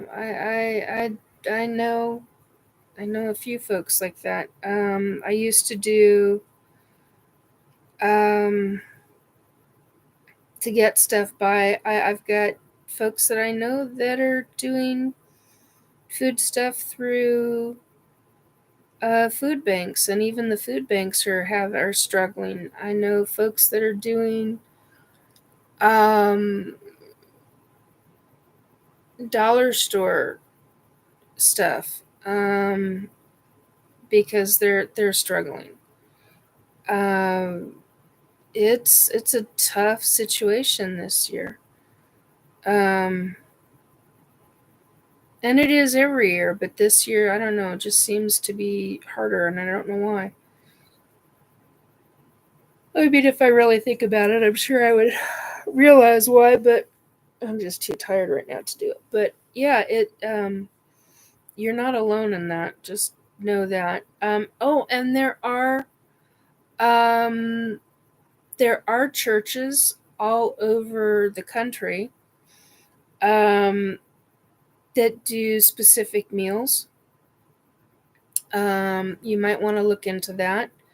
In Seattle, there's the Union Gospel Mission. In uh, south of Seattle, there's a number of places that I can't think of any of them except for Mary's. God, I can't think of the name of the place right now. So yeah, check into what churches. Yeah, Catholic churches do a lot of help with food and gifts. There used to be a time when I used to be known as the information lady. And I used to have people that I knew that ran Christmas tree stands, and parents used to come to me and say, "Hey, I hear you're the information lady. Do you know of any place that my kids aren't going to have gifts this year?" Um, and I'm like, "Yeah, I do." Matter of fact, I'd say, well, if you're not having gifts, I gather you don't have. I gather you celebrate Christmas, since from a number of things that you've said earlier. And they're like, yeah. And I'm like, would you like a tree? Because there were a number of years where I knew different people doing trees. I don't have any of those contacts anymore. They're all long gone. But yeah, there are different. That's something that you can find out usually Christmas Day. Um, Christmas Day or even the day after, you can get trees that are not, because they want to get rid of them. Um, so, especially cut trees. Um, so there are a lot of different things like that. Look into Methodist churches too.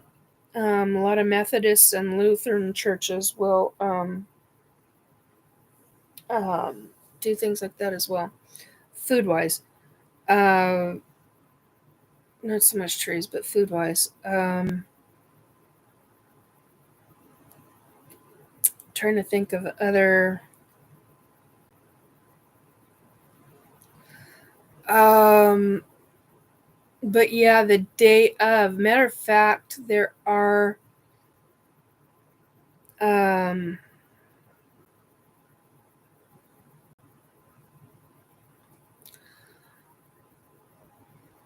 yeah, ours said back in the day.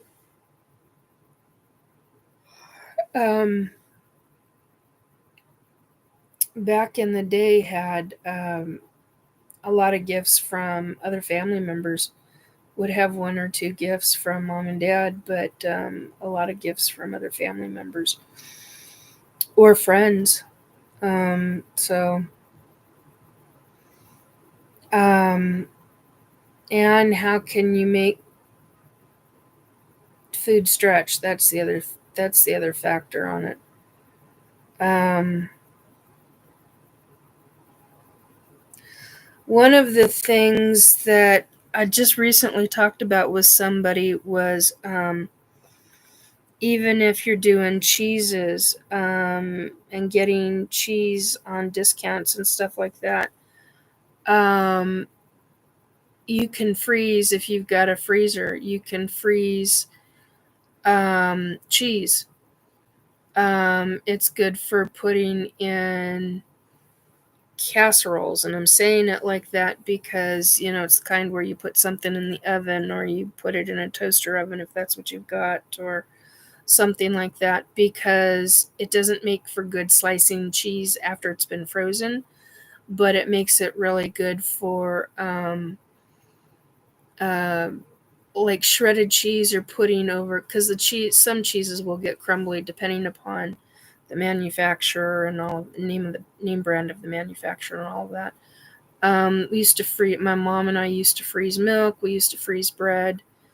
Um, so that way, what was the other thing? A lot of different things that worked. Excuse me. So, um, trying to think of a lot of different other things right now. My brain is just not there. But yeah, those are the kinds of things that I think about when it comes to.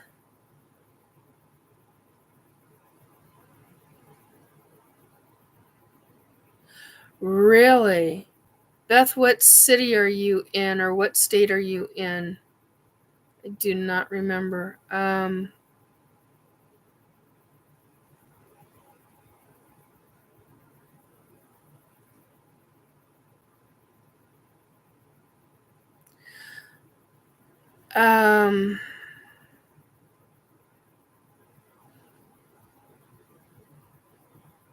all right, guys.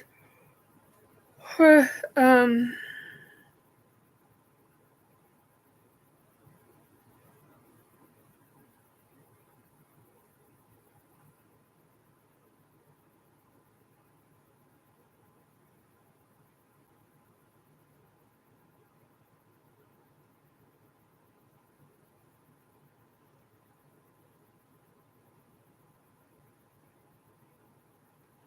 Beth, do you have an option to where you can grow some of your own food, like potatoes, or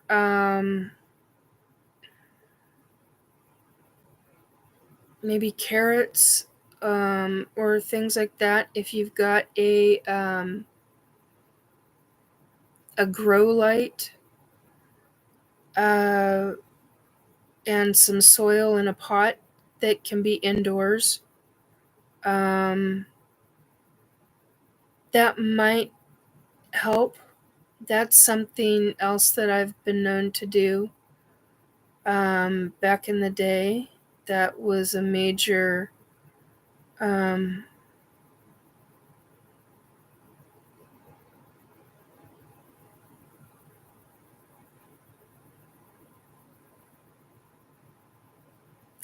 yeah, do stuff inside because they'll enjoy the heat. Um, uh, hit me up on in God, I can't think. Hit me up in email. I might have some ideas. It doesn't solve things for right now, but for future. Um, there are a lot of things that my mom and I used to do, and then there were a lot of things that I did when my son was real little. Used to do a lot of inside stuff, um, just to keep things going in the winter time. Um, let it be known in your neighborhood. Oh God, I have that stuck in my head now. Um, that you'll do in trade stuff, because you can do a lot of in trade. Um,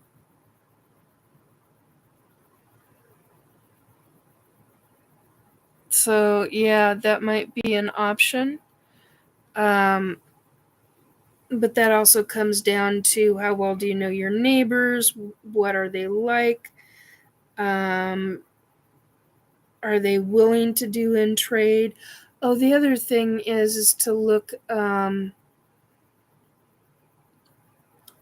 was going to say look in the paper, but look in the online papers and see if there are any. Um, no, you can't eat that. She's talking about tobacco fields. Um,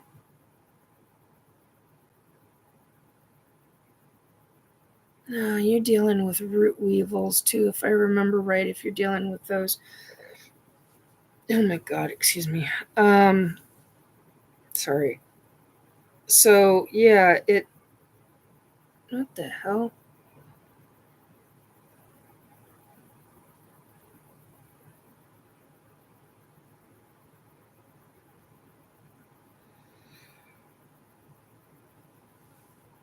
Oh, anyway, yeah, if you've got one grow light, um, one light bulb that's a grow light, and you put it in um, a lamp that's upside down. I can't think of what those are called at this specific, like a swing arm, attachable swing arm type of lamp. you might be able to really grow your own food inside, like different salads, or lettuces, um, things like that. Fennel bulb, not the ones that grow like a carrot. Um, so there are different veggies that you can grow. I know a woman who has a very, very tight amount of space in a very small apartment, and she is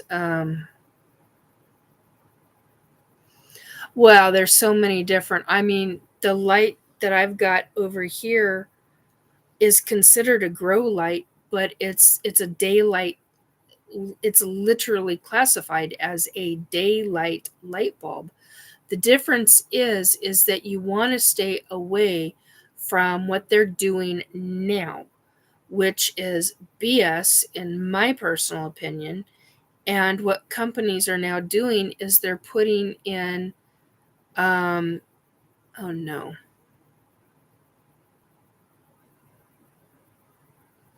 Starts with an L.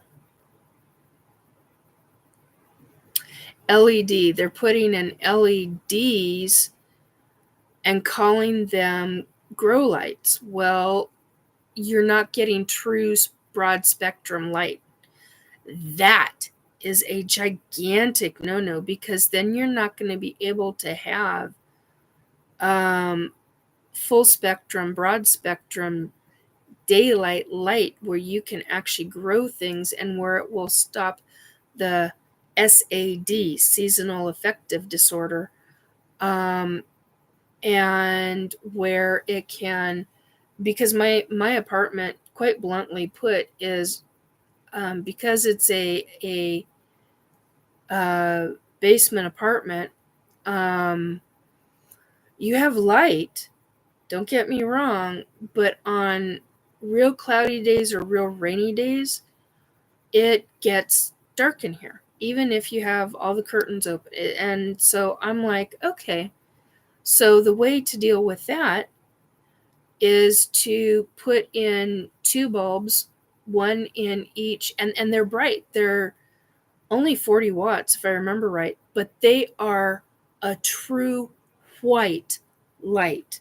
They act like the sun. Matter of fact, I'm gonna need. I should have shut this one off over 2 hours ago, because they will affect your sleep. Um, and me, Adventures with Beth. That's the wrong full spectrum of light. Yeah. Um,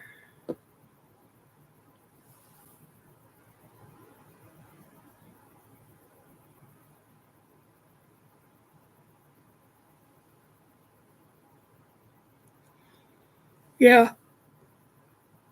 Sorry. So basically, I've got 11 in chat, and thank you for the 9 subscribes, or 9 likes. Thank you very much. I appreciate it. Um, so yeah, it just the LED and calling them full spectrum, I call BS on that.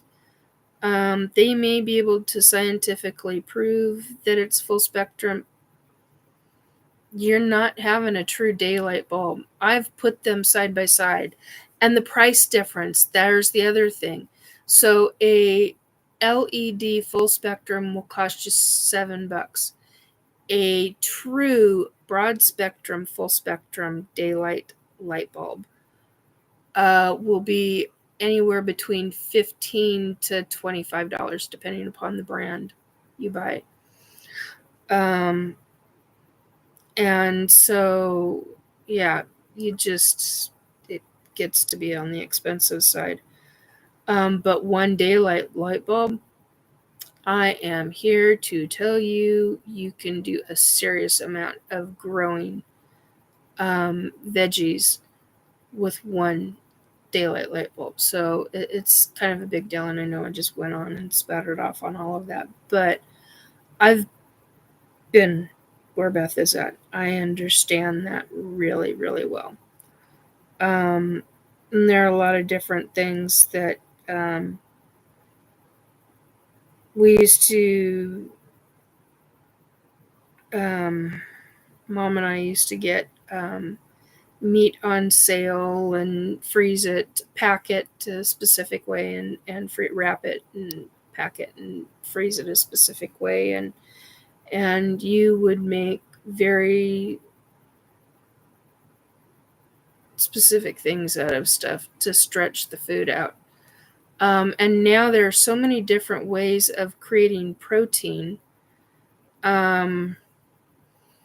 It's kind of a mind bender. Did you know? Now, I didn't know this until about a month ago, and it really freaked me out.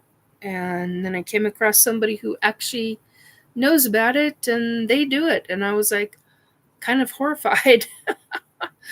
But everybody's got their own thing, and they like their own stuff. And this specific subject matter is they are literally creating bug protein, cricket flour, and cricket protein. Huge amounts of them, and that they're actually using that across the board for a lot of different things. And if you look into like the British economy, and not the economy, if you look into the UK and what they're talking about in some of their news stations, look into cricket flour and cricket, and I mean such as not the kind of flour you smell, the kind of flour you make things with. It's not a joke. Oh God, I got that one spot. It's just driving me nuts. It's higher in protein, but can you get through the bug aspect of it? Supposedly it's got a real nutty flavor, and I'm like, okay, keep the nutty flavor. I'm not into bugs. So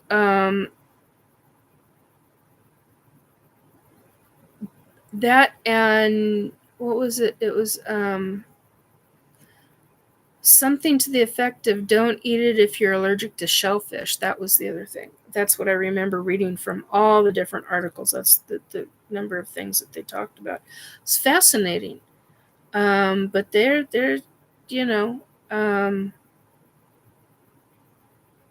they're using it as a protein powder as well. And it's a cheap source of protein. And I'm like, wow,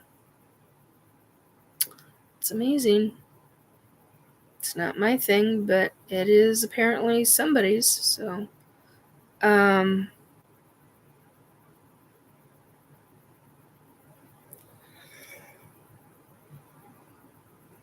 anyhow, we talked about a lot of different subjects. So regarding the nursing home thing, yeah, see, I got it right on both sides of up above each ear. That's real specific. That makes me wonder if that's not allergy, because I wouldn't have an allergy on the exact same spot on both sides. Lovely. Now what has been happening to me? Anyhow, so if you've got family in a nursing home, don't just go on a nursing home's rating. Go in and watch how they treat their clients, their patients. It's kind of a big deal. A lot of facilities, if the person does not need full nursing care, you can do stuff at a assisted living. Assisted living will do quite a bit, and you would be surprised. But then finding, and you're looking at between $6,000 and $8,000 a month instead of 15 to 20, 25. Yeah. So something to think about. Anyhow,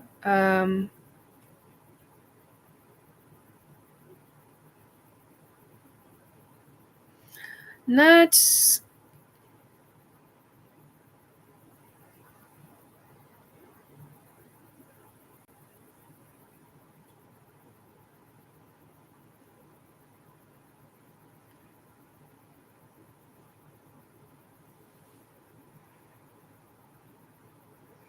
um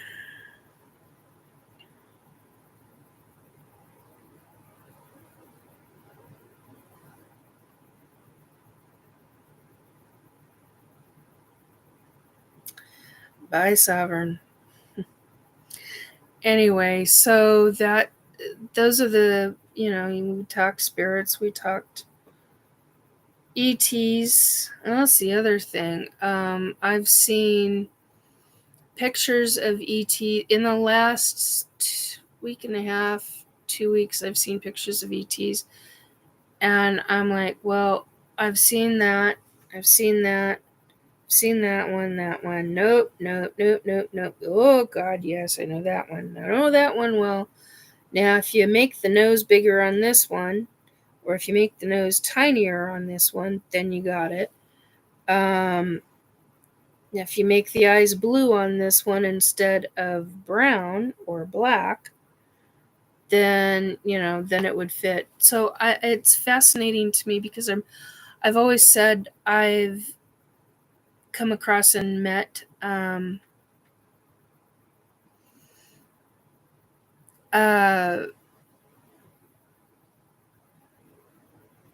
yeah, I am staying away from that subject. um okay, I've got a fan on me and I'm gonna have to turn it down. Hang on a second, guys. This hopefully you don't hear me squeak because the back really has been quite awful the last 3 days because I've had to move so much stuff. Um, so yeah, I mean, you just pick and choose your battles, figure out what you want to know, and okay, Derek, Nikki, did you ever partake in funny stuff growing up? Oh God, yeah. Think I talked about this one. We had a family game. We used to it's a form of solitaire, and we used to call it "Shit on Your Neighbor." And you could get 20 people. That includes the kids. And you'd have solitaire on both sides of the table.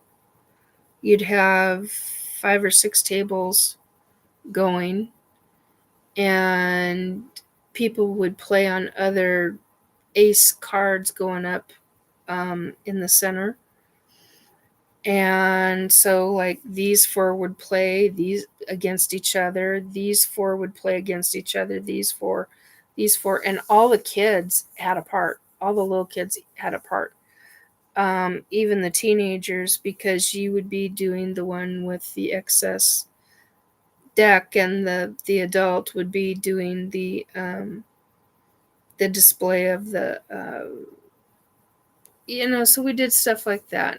And you get your hand slap. So it's really hand slap.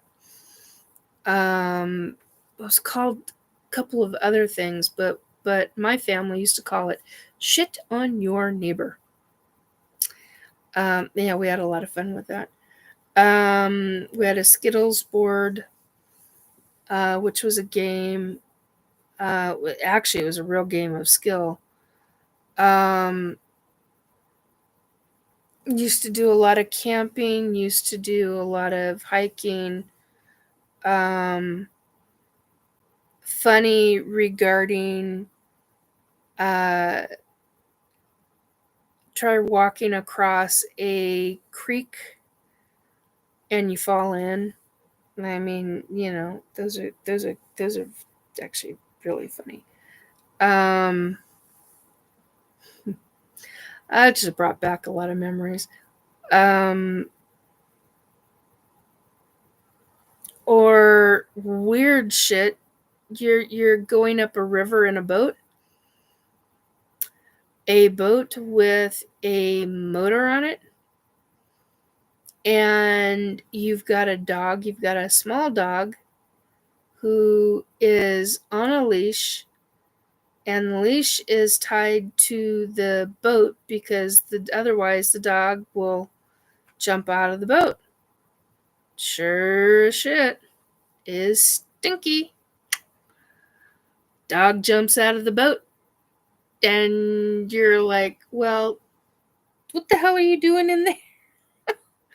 I mean, it's fun. It's funny, but it's not. I mean, the dog's not getting choked, but it's just. I'm like, ugh, just weird stuff. Yeah, there's all sorts of weird stuff. I mean, oh, I have one about my grandfather. I don't think I've ever talked about publicly. He thought he swallowed his dentures.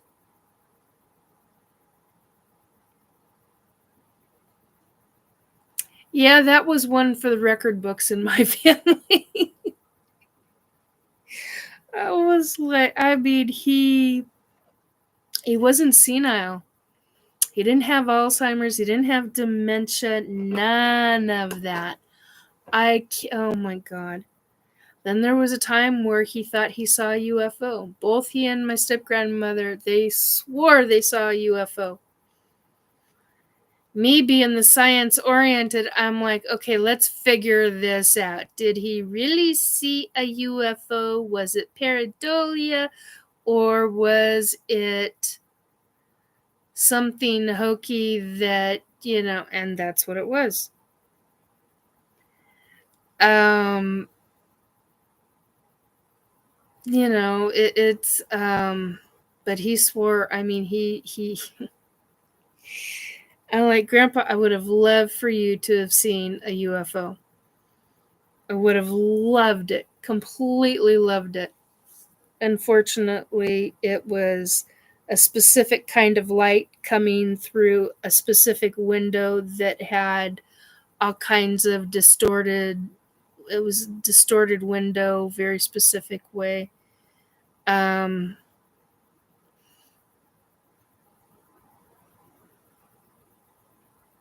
Good God, Derek.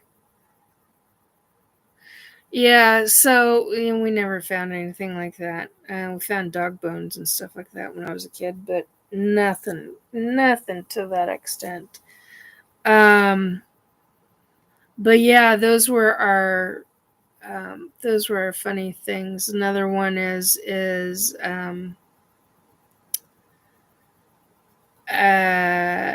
apple picking time, and you give one branch just the right shake, and you nail a friend with a rotten apple. It's you know, I did that on a couple of occasions, but I wasn't doing it as a nasty thing. I was simply trying to take the long-handed what the hell? Long-handled um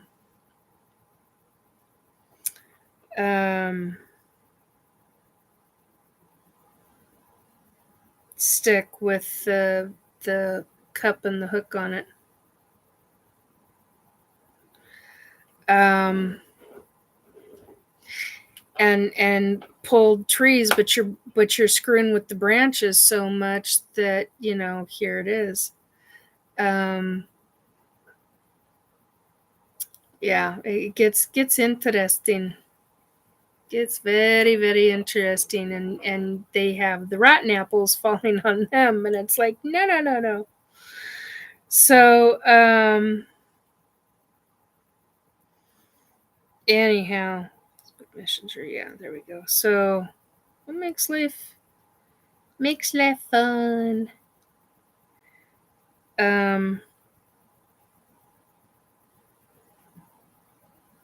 just I had lots of weird little stuff like that. Hello. There we go. Okay, so you asked. There you go. Yikes. Yeah, yikes is right. Um,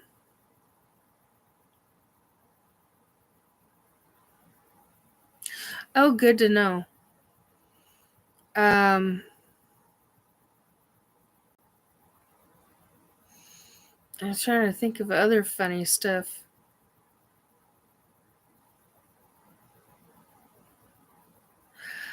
I could tell you some really scary stories that are kid scary stories that a parent would go, "What the hell were you doing out on that lake?" Hello to the 10th person coming in. Thank you. Um so yeah, I mean, um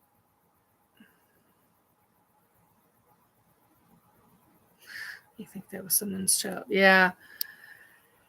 Yeah, so, just all sorts of stuff, you know. Anybody have any questions for me, because I should probably get ready to to go. I mean, I'm past my 2 hours. Yeah, am I? Yeah, I'm past my 2 hour mark. It's 2 hour and 21 minutes. So anybody got any questions? Um, yeah, we had a lot of funny stuff. I had a lot of crazy stuff with the family, a lot of crazy stuff with friends. Um, Derek is asking, "What are your plans for Christmas?"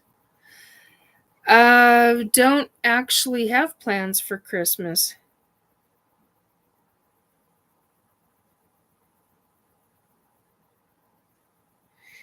You were 10. Um, so, um, yeah, I don't know. I don't have a clue. Christmas is on this coming Monday, and so it's uh, I don't know if I don't know what's going to take place with it. Usually, it's spend time with my son and his fiance and girlfriend. I never know. I don't know where the standing is on that. So, hello, Chris. How you doing, sweetie? Um, so usually 2 days before Christmas, because they have a lot of family. She has a lot of family, and so our days get say, good. Tell her I said hello. Hey, sweetie. Um, so yeah, just uh, this is a year that gets really kind of difficult, mostly because there's a lot going on in the coming months. There have been a lot going on in the previous months. So for me, I probably gonna be a homebody Christmas Day. Um, it's usually either the day before Christmas or the day after Christmas that I see my kid, and that's the other thing. His birthday's coming up next month. I'm gonna have a 32-year-old. Oh my god, that's just mind blowing to me. Um, so I gotta do the math. I can't even freaking remember how old I was when I had my kid. It goes. Anyway, I'm not gonna do that right now. So, any other ET questions? Any other spirit related questions? Any other um really out of it right now, as you can tell. My face is even swollen. Um My kids are in their 30s and 40s. Yeah, you understand, Beth. Yep, yep, yep. You get it. You get it. So let's see. We've got spirit. We've got somebody's grandfather just showed up. Not grandmother, grandfather.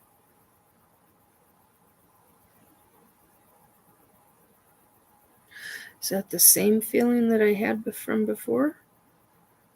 Yes. No.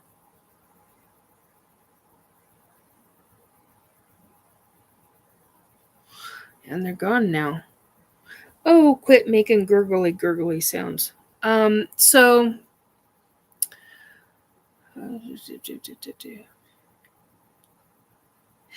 anyhow, okay. So we've talked about ET ships. We've talked about. Oh, I don't think we've talked about all the different kinds. I mean, the different types of ETs. Holy crap, there's so many.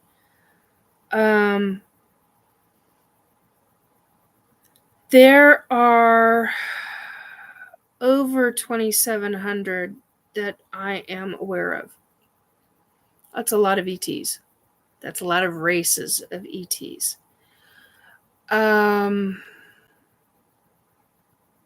met all of them, that's obvious. But I've seen a heck of a lot more than the 7 that I distinctly remember. Gotta say, my favorites are the Laborians. They're the shapeshifters. They're the ones that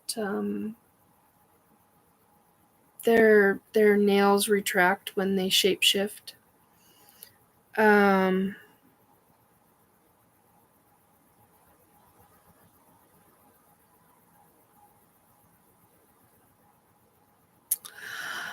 Derek, that's a good question. Derek is asking the most powerful alien race in all the universes. Name, please. Well, some people would say the Dracos, the original Drakes.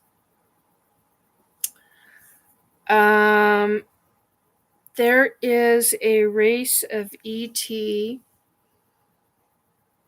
that is part of a council that I would say, in my opinion, that are the most powerful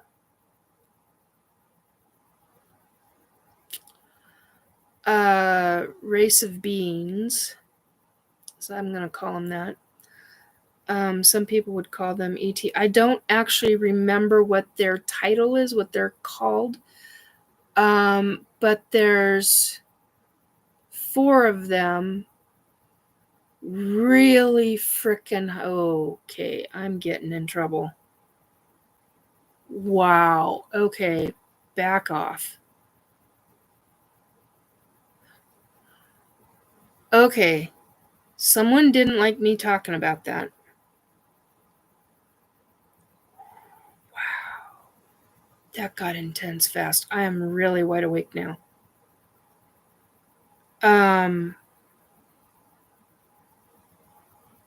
Well, if you like it or don't like it, I'm still going to frickin' talk about it. So back the fuck off. Excuse me, guys. I do apologize. Wow. That's intense.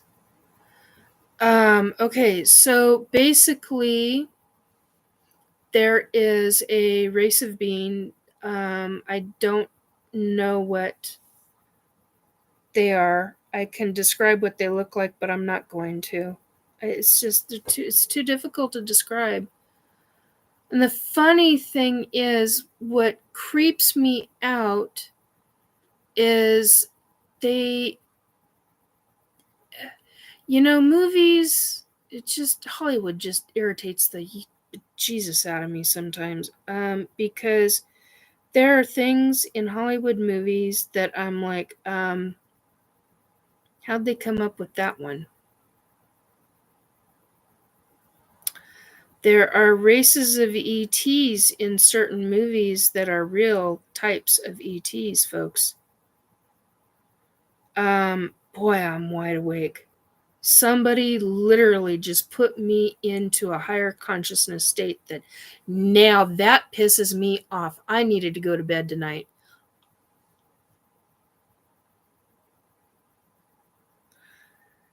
Oh, someone's going to have consequences to that one because now I'm pissed.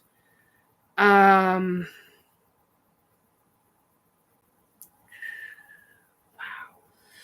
Don't piss off the psychic. And especially with what I can do.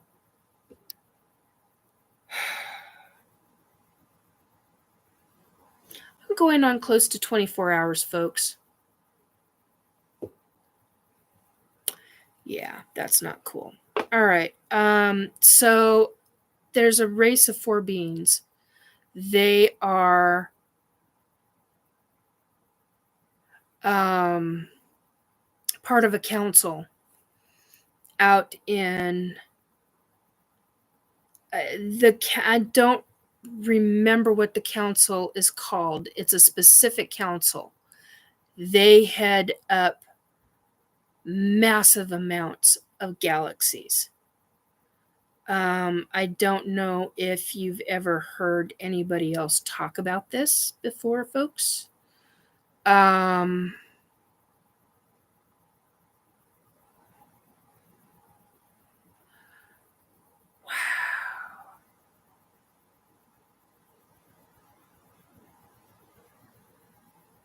wow. I'm sorry, Desiree. Please tell Desiree I do apologize. You should not have woken her up again, Derek. And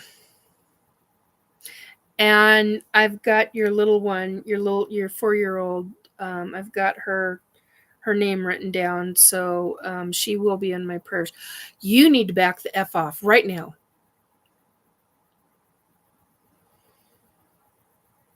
Ooh, if I have a fight on my hands, you're gonna frickin' lose.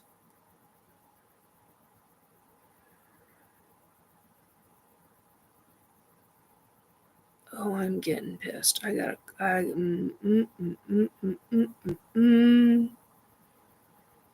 If I hit level 5 of my higher consciousness, you go on.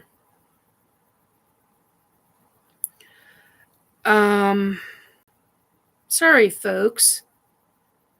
I'm really, I mean, they're really, they don't want me talking about this.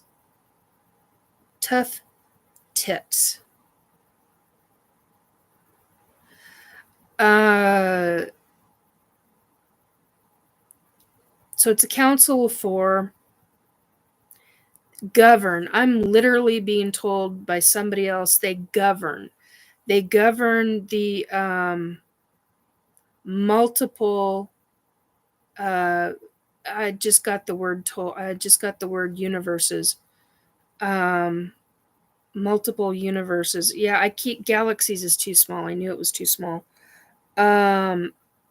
Multiple universes and wow. Okay, now the hair on my arms is going up and I'm starting to shake.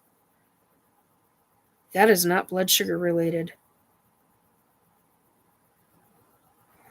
We hit a whole new level, folks. Hey, Christine. Yeah, tough nuggies. Yeah. That woke me up. Tough tits. Yeah, well, I hope so too, because I am here to tell you I am not okay right now. I'm really, really freaking wide awake. The kind of wide awake where if they push even further, I'm not putting on boxing gloves.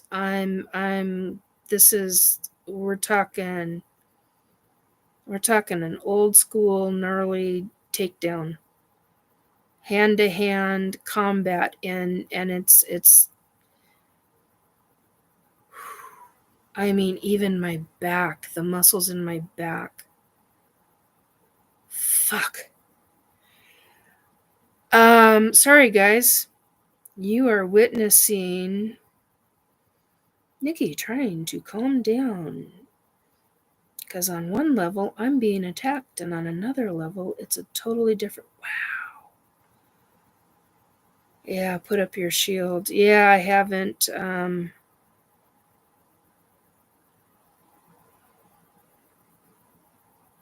Yeah, don't let them take over. No kidding. I don't want to be part witness protection program. Honey, I've been in the witness protection program in a different way. Not any kind of government could ever touch this one. Yeah, dealing with ET shit when it comes to that. Wow. You know, I'm in such a higher consciousness state, I could reach out to my kids, my hybrid kids. Oh, that just triggered some memories. I now know what I can do.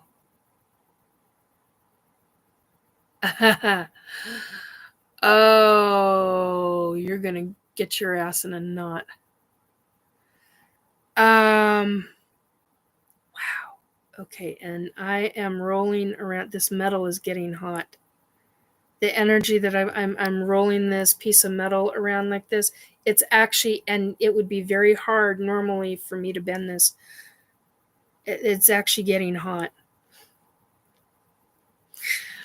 Really, really hot. Witness protection. God, that's really good. That's really good, Chris. And Beth.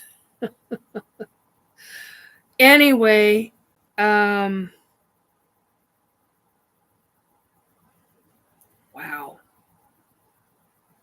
Wow, okay. Kind of don't know where to go with this. Um they're these beans, they're kind of a blue color, but they're not. Um they've got big heads, long bodies. Um about 7, 8 feet tall. Yes, I'm gonna do it. You just fucked with me. Guess what? I can fuck with you back. Um, yeah, I better not touch my laptop. I got this kind of energy, I could shut it down real damn easily.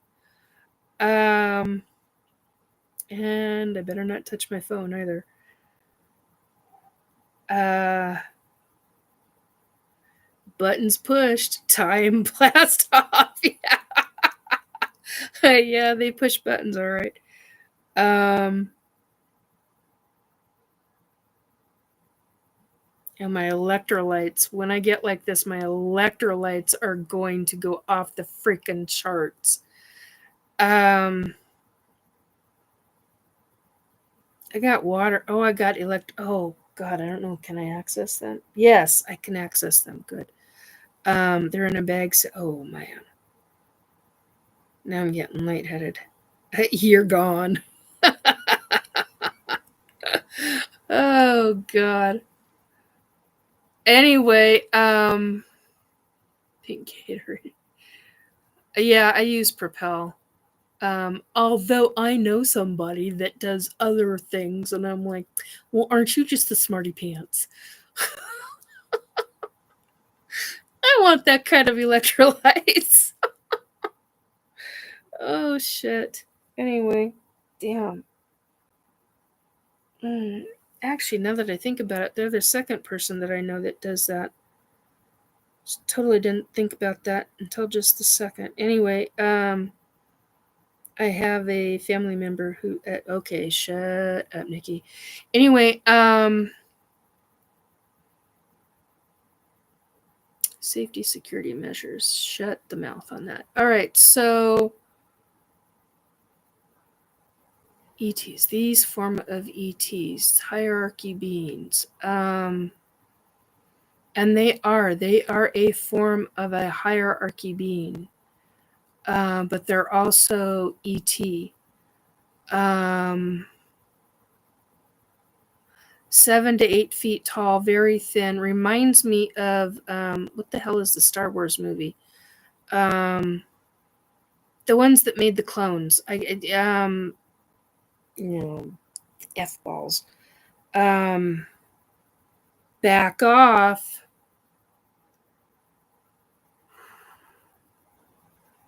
You are cruising, aren't you? Um,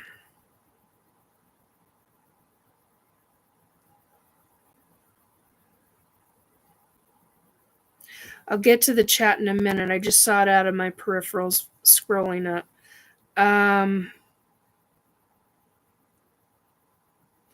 Blue, tall, lengthy F balls. That's a new one. No, I say that quite often. I'm trying not to use the F word. Um, hey, Drew.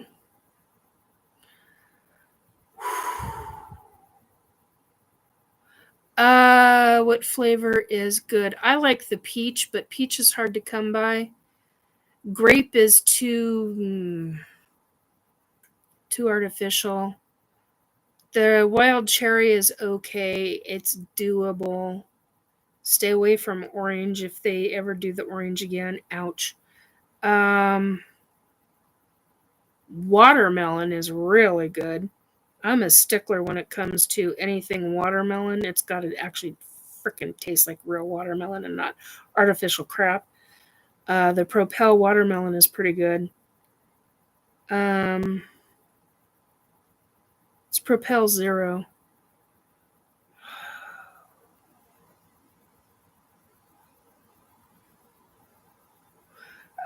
So tall, skinny, blue.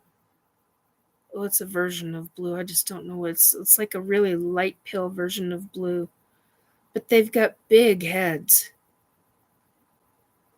They are not gentle. They're not gentle giants. Um,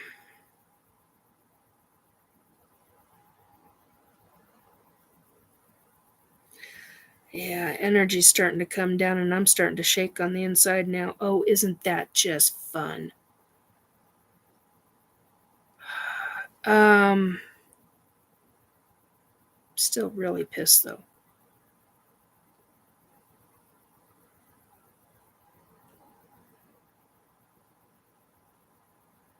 They've got their voices. Their voice is um, almost growly. It's not. That's not the right word, but I don't know how else to. It's not deep. It's not high pitched either.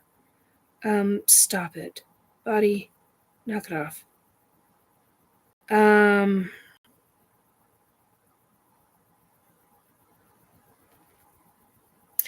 you know what's weird? I remember their hands. Their hands are not like that of some races of ET that I've been around.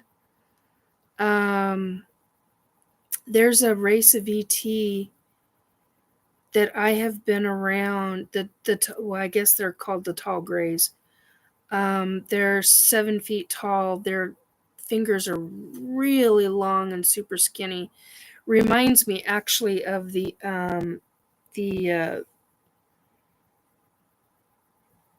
the guy that I described to you guys earlier. He's where he showed up the other day. Um, the Fey King. He's not. I mean, I don't know what else to call him. He's not a king, but he is royalty. He is a higher. He is a major hierarchy. Um,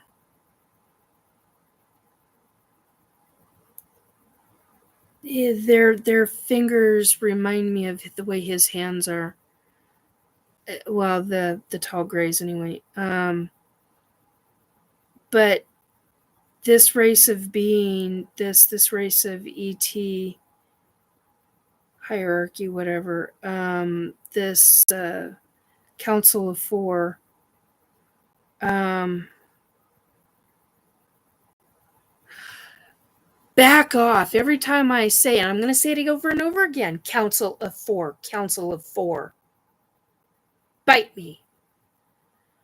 Lay a finger on me, I will do damage. Piss me off. So yeah, the amount of control that they've got, and I'm not under their goddamn thumb. They just don't like being talked about. They don't want people knowing about them. Too bad.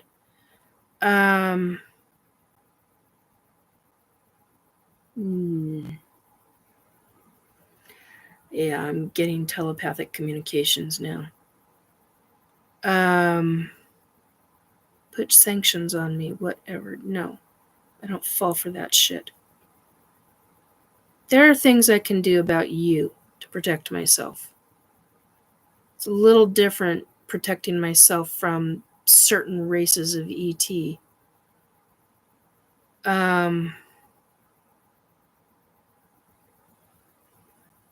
These yahoos never want to get off their perch. Sorry, I'm getting pissed. Piercing green eyes, some say, I guess. Oh, Christine, I'll be fine. I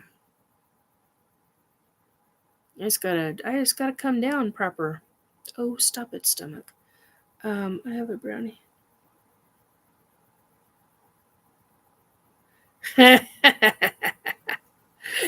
You got a brownie? What kind of brownie, girl?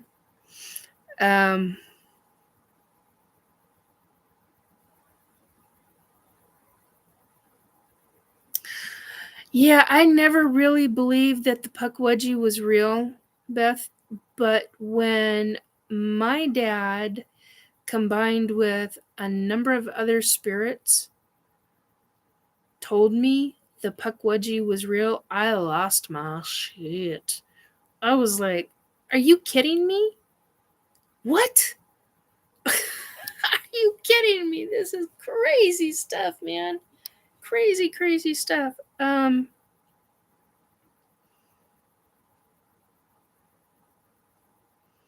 Yeah, the energy's coming off my hands now. It's that this thing is not nearly as. I could almost burn my fingers on this a few minutes ago. The Pukwudgie. What was I told? I was told the Pukwudgie and the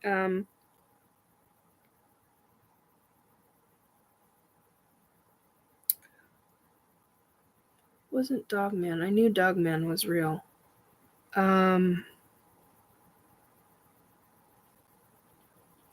I can't think of it.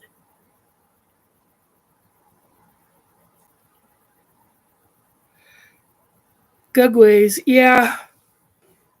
But that's not what I was told, though, Drew. It wasn't Gugways. It was, damn.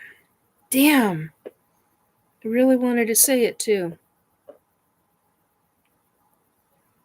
Woo! Yeah, now we got certain sections of my insides are shaking still, but they're nowhere near as bad as they were earlier. Oh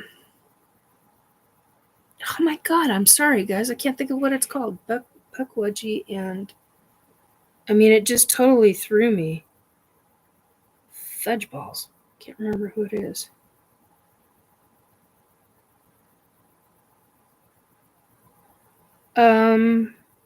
Anyway.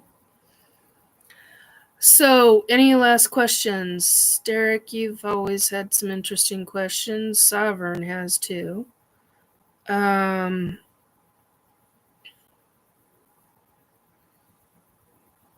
little one about 4 inches tall. Oh, are you talking Pukwudgie? So many Faye, it's hard to say. Yeah.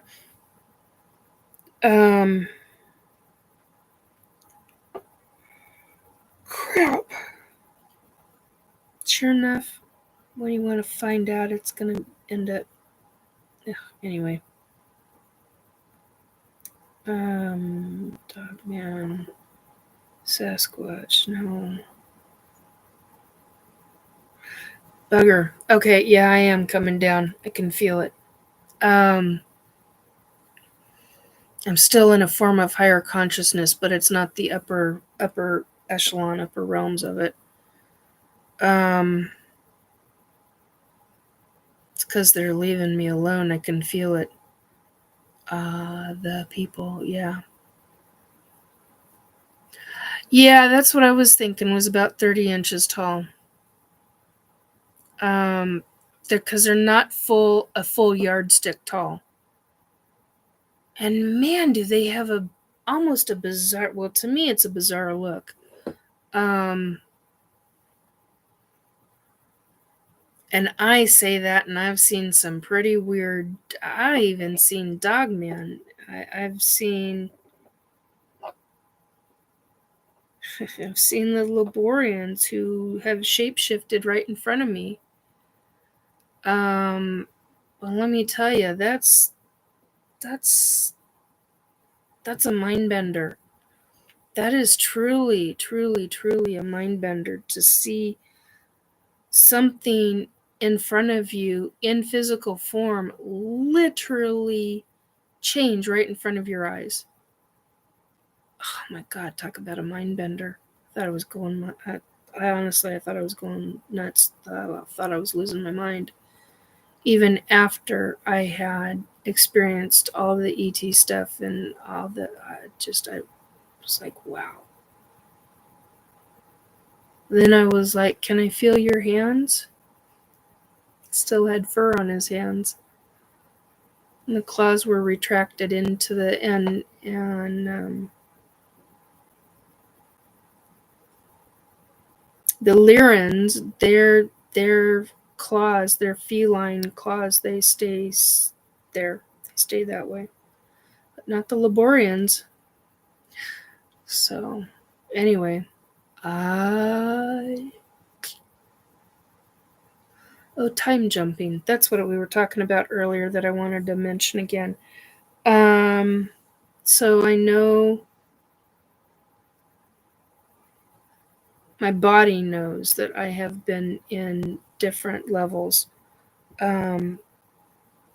different states on board ships. So I don't know how. I know that technically I was gone for 9 days. I was gone for 9 to 12 days. When they did the blood transfusion. And if you don't know what I'm talking about, go back and listen because it takes too long. Short end of the stick, my hybrid son was dying. And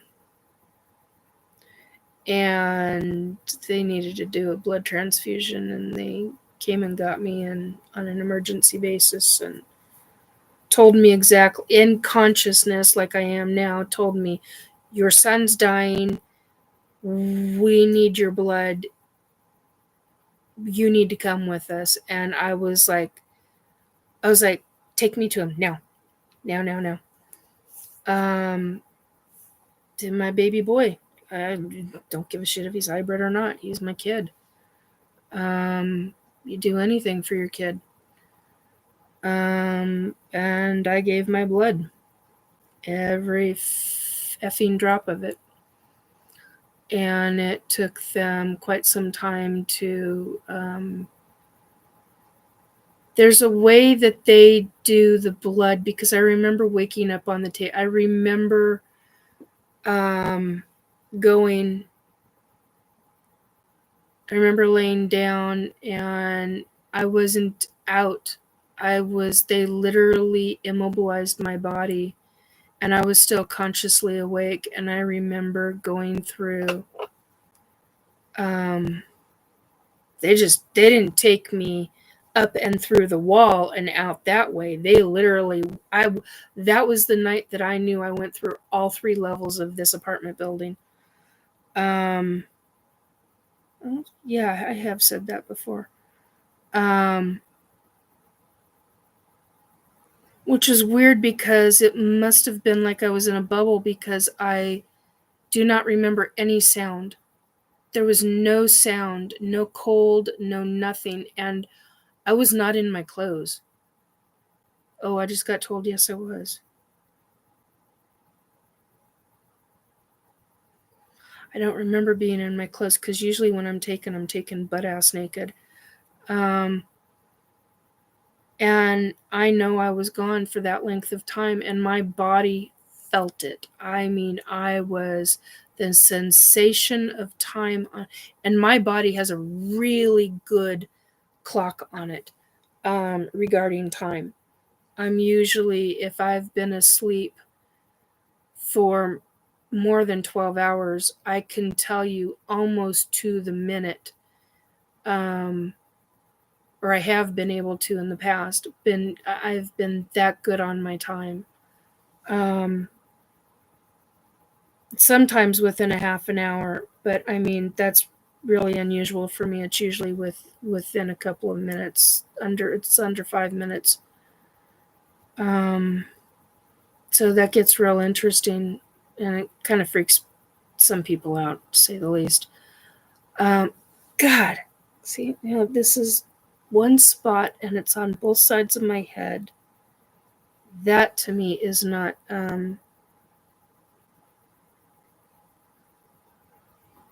Wow. Okay, I'm still in a form of higher consciousness. That's starting to not be okay.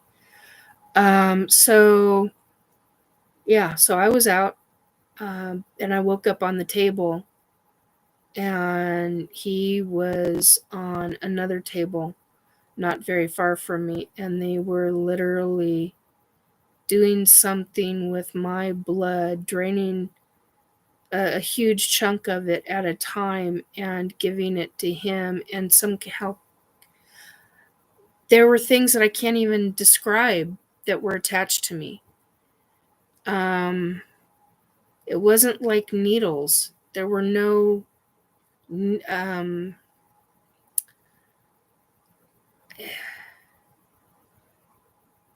there were just that they were devices. They were not needles that were in me. But they were devices. Um, and like a form of a tube, but they could walk through the tube. I still don't understand that. They literally walked between us, but there was some kind of tube. It was like it was, and it was filled with, one was filled with blood, one was filled with something else. It reminded me of an IV, but it wasn't an IV. But they could walk through between it, between the two beds. So you've got my bed here, his bed here, well, table, I'm calling it a bed. And they had some kind of tubes going between us, but yet they could walk right through it. And yet I could see it, but I knew it wasn't in the physical. It was like it was in an invisible field, but I could I could sense it. I don't know how else to explain that. Um, I knew I was safe. I knew I was okay. I knew my boy was going to be okay. I knew he was going to be taken care of. Um, yeah, I don't think I've ever talked about the devices before. Um,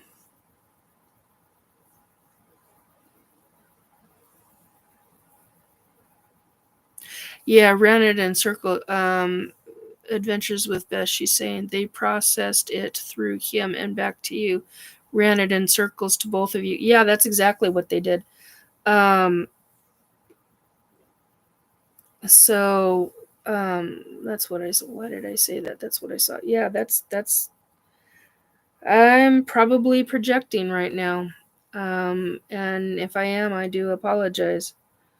It's not my intention. Just because I'm upset with this bullshit that they just did. Anyway, so Yeah, see, I'm having a different reaction. That's not cool. Anyway, so what else? Oh, yeah, but I was gone between 7 to 9 days, and I honestly thought that I was gone um closer to 2 weeks, a full 2 weeks. Um because that's how my body, that's the time factor my body felt. Um and with me knowing that I do time a specific way, it makes things even more interesting. Sorry guys. There we go. Very interesting indeed. Anyway, we're at the 3 hour mark. That's not what I intended. I intended about 2 hours, 2 hours and 20 minutes tops. Um,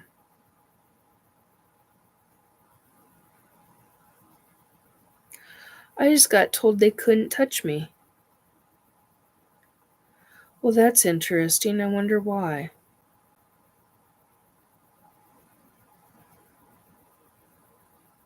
Wow. Okay.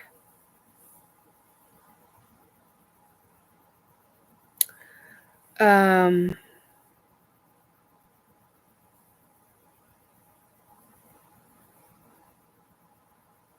go in with the flow. Yeah, that makes everything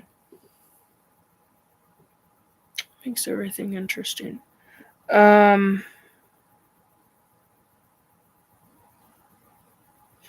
but yeah, they had us set up, and it was many, many, many, many days worth. Because as soon as they'd get done, how do I say this? They get done with one of us, the other one would have to be replenished. Um, and it was real specific. It wasn't just, it wasn't platelets, and it was everything. Um,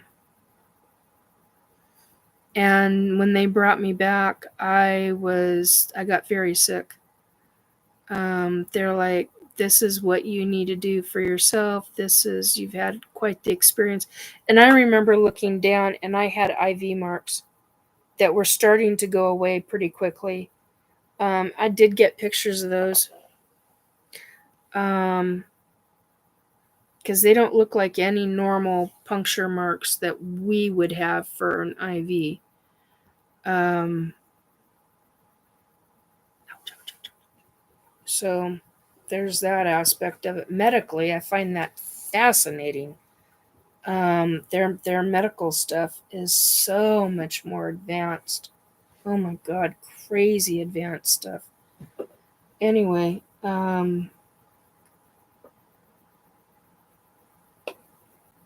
think that's where I'm gonna end it. I think. Unless there's something else.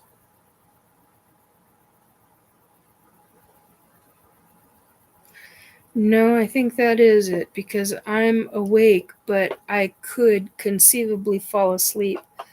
But I need to be doing a number of methods of. Okay, hang on a second. See if I can get my back to. Preferably without screeching. Okay, maybe not. Um, yeah, I've got beans here. I just caught that.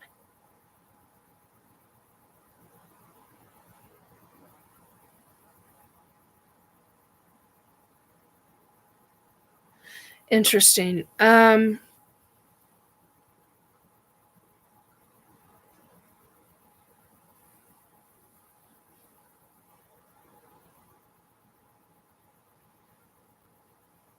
I appreciate that, Christine. Thank you. Um, she's saying, "Go night night, Nikki." I pray for you. Um, yeah, there's a number of factors that I need to take care of in order to take care of me because of the high level of higher consciousness that I was in. Um, and form there's a form of the hell is it called? There's a form. I'm not thinking of the right word, but one of the things that I was going to say is there's also a form of protection that I need to do.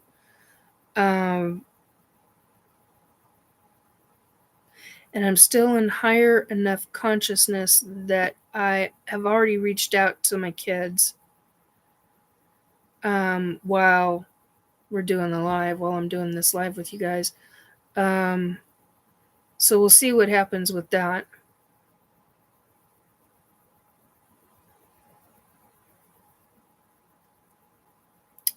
Fascinating how this life is. Fascinating what attention you get from other beings. Truly fascinating. It's really a mind F. Huh.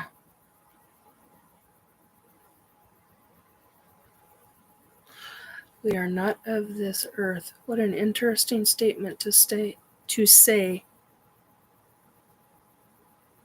Anyway, folks, if you came in at the end, I apologize. Please go back and listen to the beginning. It gets very interesting.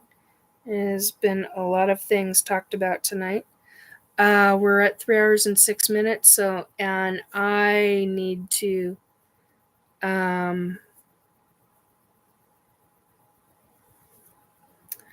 deal with some things before I can truly let go and be. Because I found out one of the other. There we go. I found out one of the other methods that they do is they try to force the human body to sleep.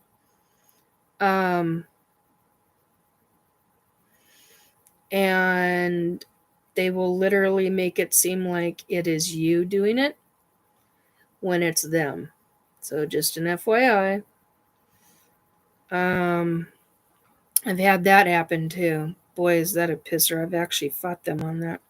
That's when I go and get high levels of protein. And I start taking high levels of protein and all my B vitamins, like a B50, B25, or B25. I take B12, high doses of B12, or higher, not high doses, but higher doses of B12, B6, pantothenic acid, because I'm like, not today, bitches. No. Not today. You aren't taking me. And the wider awake you are, see, they want it to where they can make you fall asleep and toy with you. And I'm like, no. We can keep Nikki wide awake. If you're going to abduct me, you're going to keep me wide awake, because I'm sick of this not being allowed to remember over half of my stuff. Oh, good. Glad I reminded you too, Beth. But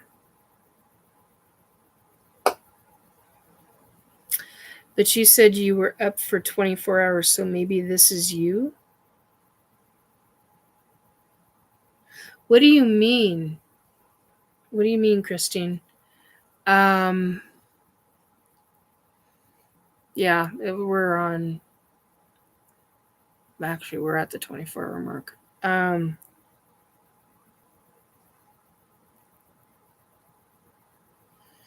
Okay, yeah. So, no, this is also what it's like for me when I come down, but not quite. I'm still getting bits and pieces of being played with. Yeah. Okay, guys.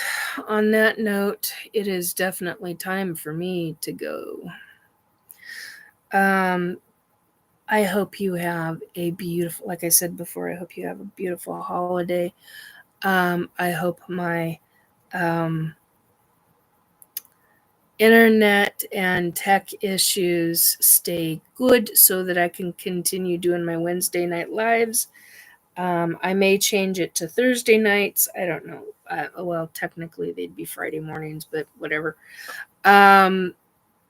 So, excuse me. Anyway, I will. Oh, I'm gonna sneeze. I will hopefully talk to you guys later. Thank you so much for the 8 to 11 people who stayed on with me this late in the evening. Um,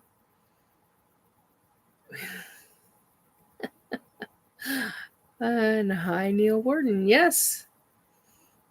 Um, anyway, take really good care of yourselves and the lurkers, a lot of you. Yeah.